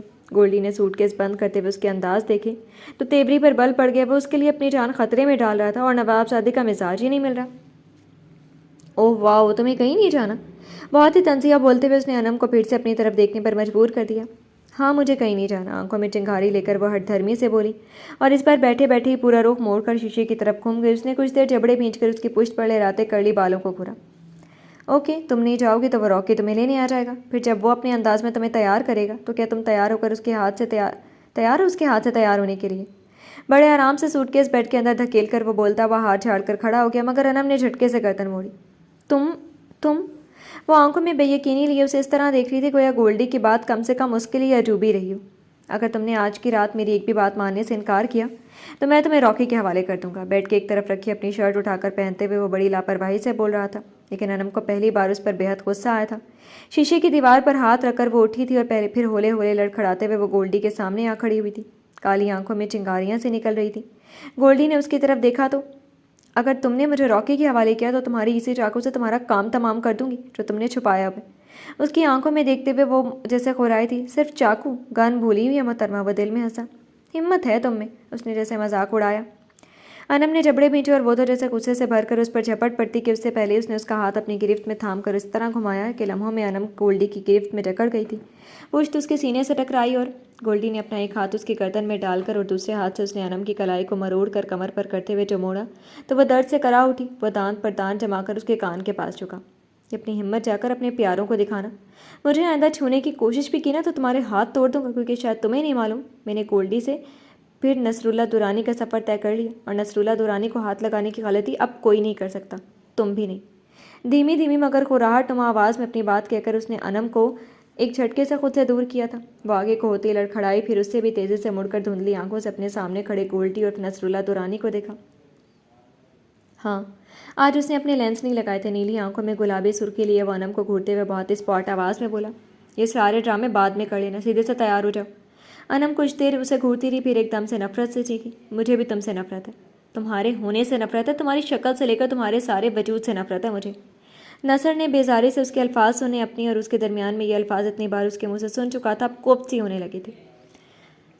और मैं तो जैसे साला तुम्हारी मोहब्बत में मारा जा रहा हूँ ना, चल पढ़कर मरी हुई थी तुम, आधे जिस्म से जलकर किसी मर्द के काबिल नहीं रह गई थी तुम। तब ये सब तुम्हें उठाकर फेंक देने वाले थे, फिर मैंने तुमसे निकाह करके तुम्हें बचाया था। सबके लिए मजाक बन गया, यहाँ मौजूद हर मर्द मुझे अजीब नज़रों से देखता है, लेकिन मैंने सब बर्दाश्त किया सिर्फ इसलिए कि तुम महफूज रहो। तुम्हारी जान मेरे लिए कीमती है, मगर मुझे क्या मालूम था तुम इस कदर एहसान फरामोश निकलोगी। तुम्हें मुझसे ही नफरत होती है। ये बेजारी थी या किसी और जज्बात का गुस्सा? इस बार वो बहुत तल्खी से उससे मुखातिब हुआ था। लगातार बोलते हुए नसर की बातों ने जैसे अनम के दिल के हर जख्म को धेर दिया। आंखें पानियों से भरती चली गईं और टिप टिप करके कितने आंसू थे जो मुश्किल नैन कटोरों से सुर्ख कालों पर बहे, तो नसर को अपने अल्फाज की संगीनी का एहसास हुआ था। लेकिन उस वक्त अफसोस या माजरत करके उसकी नाज बर्दारी उठाने के वो बिल्कुल मूड में नहीं था। तस्वीर बहाने की बजाय तैयार हो जाओ। अनम की आंखों से बहते आंसुओं से नजर चुराकर वो मुड़कर अपनी शर्ट के बटन बंद करने लगा। अनम चंद पल उसकी पुश्त को रोते हुए घूरती रही थी, फिर दिल बेकाबू हुआ तो वहीं बेड पर गिरकर वो आवाज़ के साथ रोने लगी। बस इसी की कमी थी। नसर की समात में रोने की आवाज़ आई तो उसने अपने दांत कुचकुचा लिए। सच कहता है शक्कू, दुश्मन का ताना और लड़की का रोना कभी बर्दाश्त नहीं करना चाहिए। दोनों जब भी मुंह खोले लेकर एक हाथ खींच कर मार और मामला साफ, वरना दुश्मन हो या लड़की दोनों ही सर पर चढ़ जाते हैं। अपने अजीम उस्ताद शक्कू साहब की बात पर याद करता झुंझला कर मुड़ा। अनम बेड पर गिरी, चेहरा बिस्तर में घुसाए पूरी आवाज़ से रो रही थी। नसर होंठों से सांस खारिज करके उससे कुछ फासले पर वहीं बिस्तर पर टिक गया। क्या ये रोने का प्रोग्राम ज़रा कम नहीं हो सकता? इस बार वो बड़ी शाइस्तगी से रोती अनम से मुखातिब हुआ था। नहीं। एक बार चेहरा उठाया, नहीं का पत्थर उसके मुंह से पर मारा और दोबारा से बिस्तर में चेहरा घुसाकर वो उसी सूर में दोबारा शुरू हो गई थी। नसर का दिल किया खींच कर एक दो दे मारे, मगर उनके बहनोई साहब से बाद में 2-4 खाने का इरादा नहीं था। उसे ट्रेन करते वक्त चंद नसीहत भी तो गोश गुजार की थी, जिसमें सरे फहरिस्त साली साहिबा का ख्याल था। अभी मार वार दिया तो कल जो बहनोई साहब से मिलने में कामयाब हो गया तो फिर साली साहिबा ने शिकायत कर दी तो शक्कू के साथ उसके भी गाल सुझे रहेंगे। ये सब सोचकर उसने खींच कर एक लगाने का ही ख्याल दिल से निकाल दिया। इसने नर्म पड़कर माजरत ही कर ली। अच्छा सॉरी, मैंने जो कहा उस पर मैं शर्मिंदा हूँ। वैसे भी वो बहुत सुलझो था, रोना धोना तो भी उससे बर्दाश्त नहीं होता था। अनम ने आहिस्ता से सर उठाया, वो होले से मगर दोस्ताना मुस्कुराया। बस कुछ दिन मुझे बर्दाश्त कर लो, उसके बाद मैं नहीं रहूँगा। तुम्हें नफरत भी नहीं होगी किसी से। उसकी मुस्कुराहट तो जख्म खोलता भी थी। अनम तेज़ी से उठकर बैठ गई। तुम फिर मुझे छोड़कर चले जाओगे? मर जाओ नसर, यहाँ तुम्हारे अलावा मेरा कोई नहीं है। तुम मुझे छोड़कर चले गए थे तो मैं खौफ से रोज़ जीती मरती थी।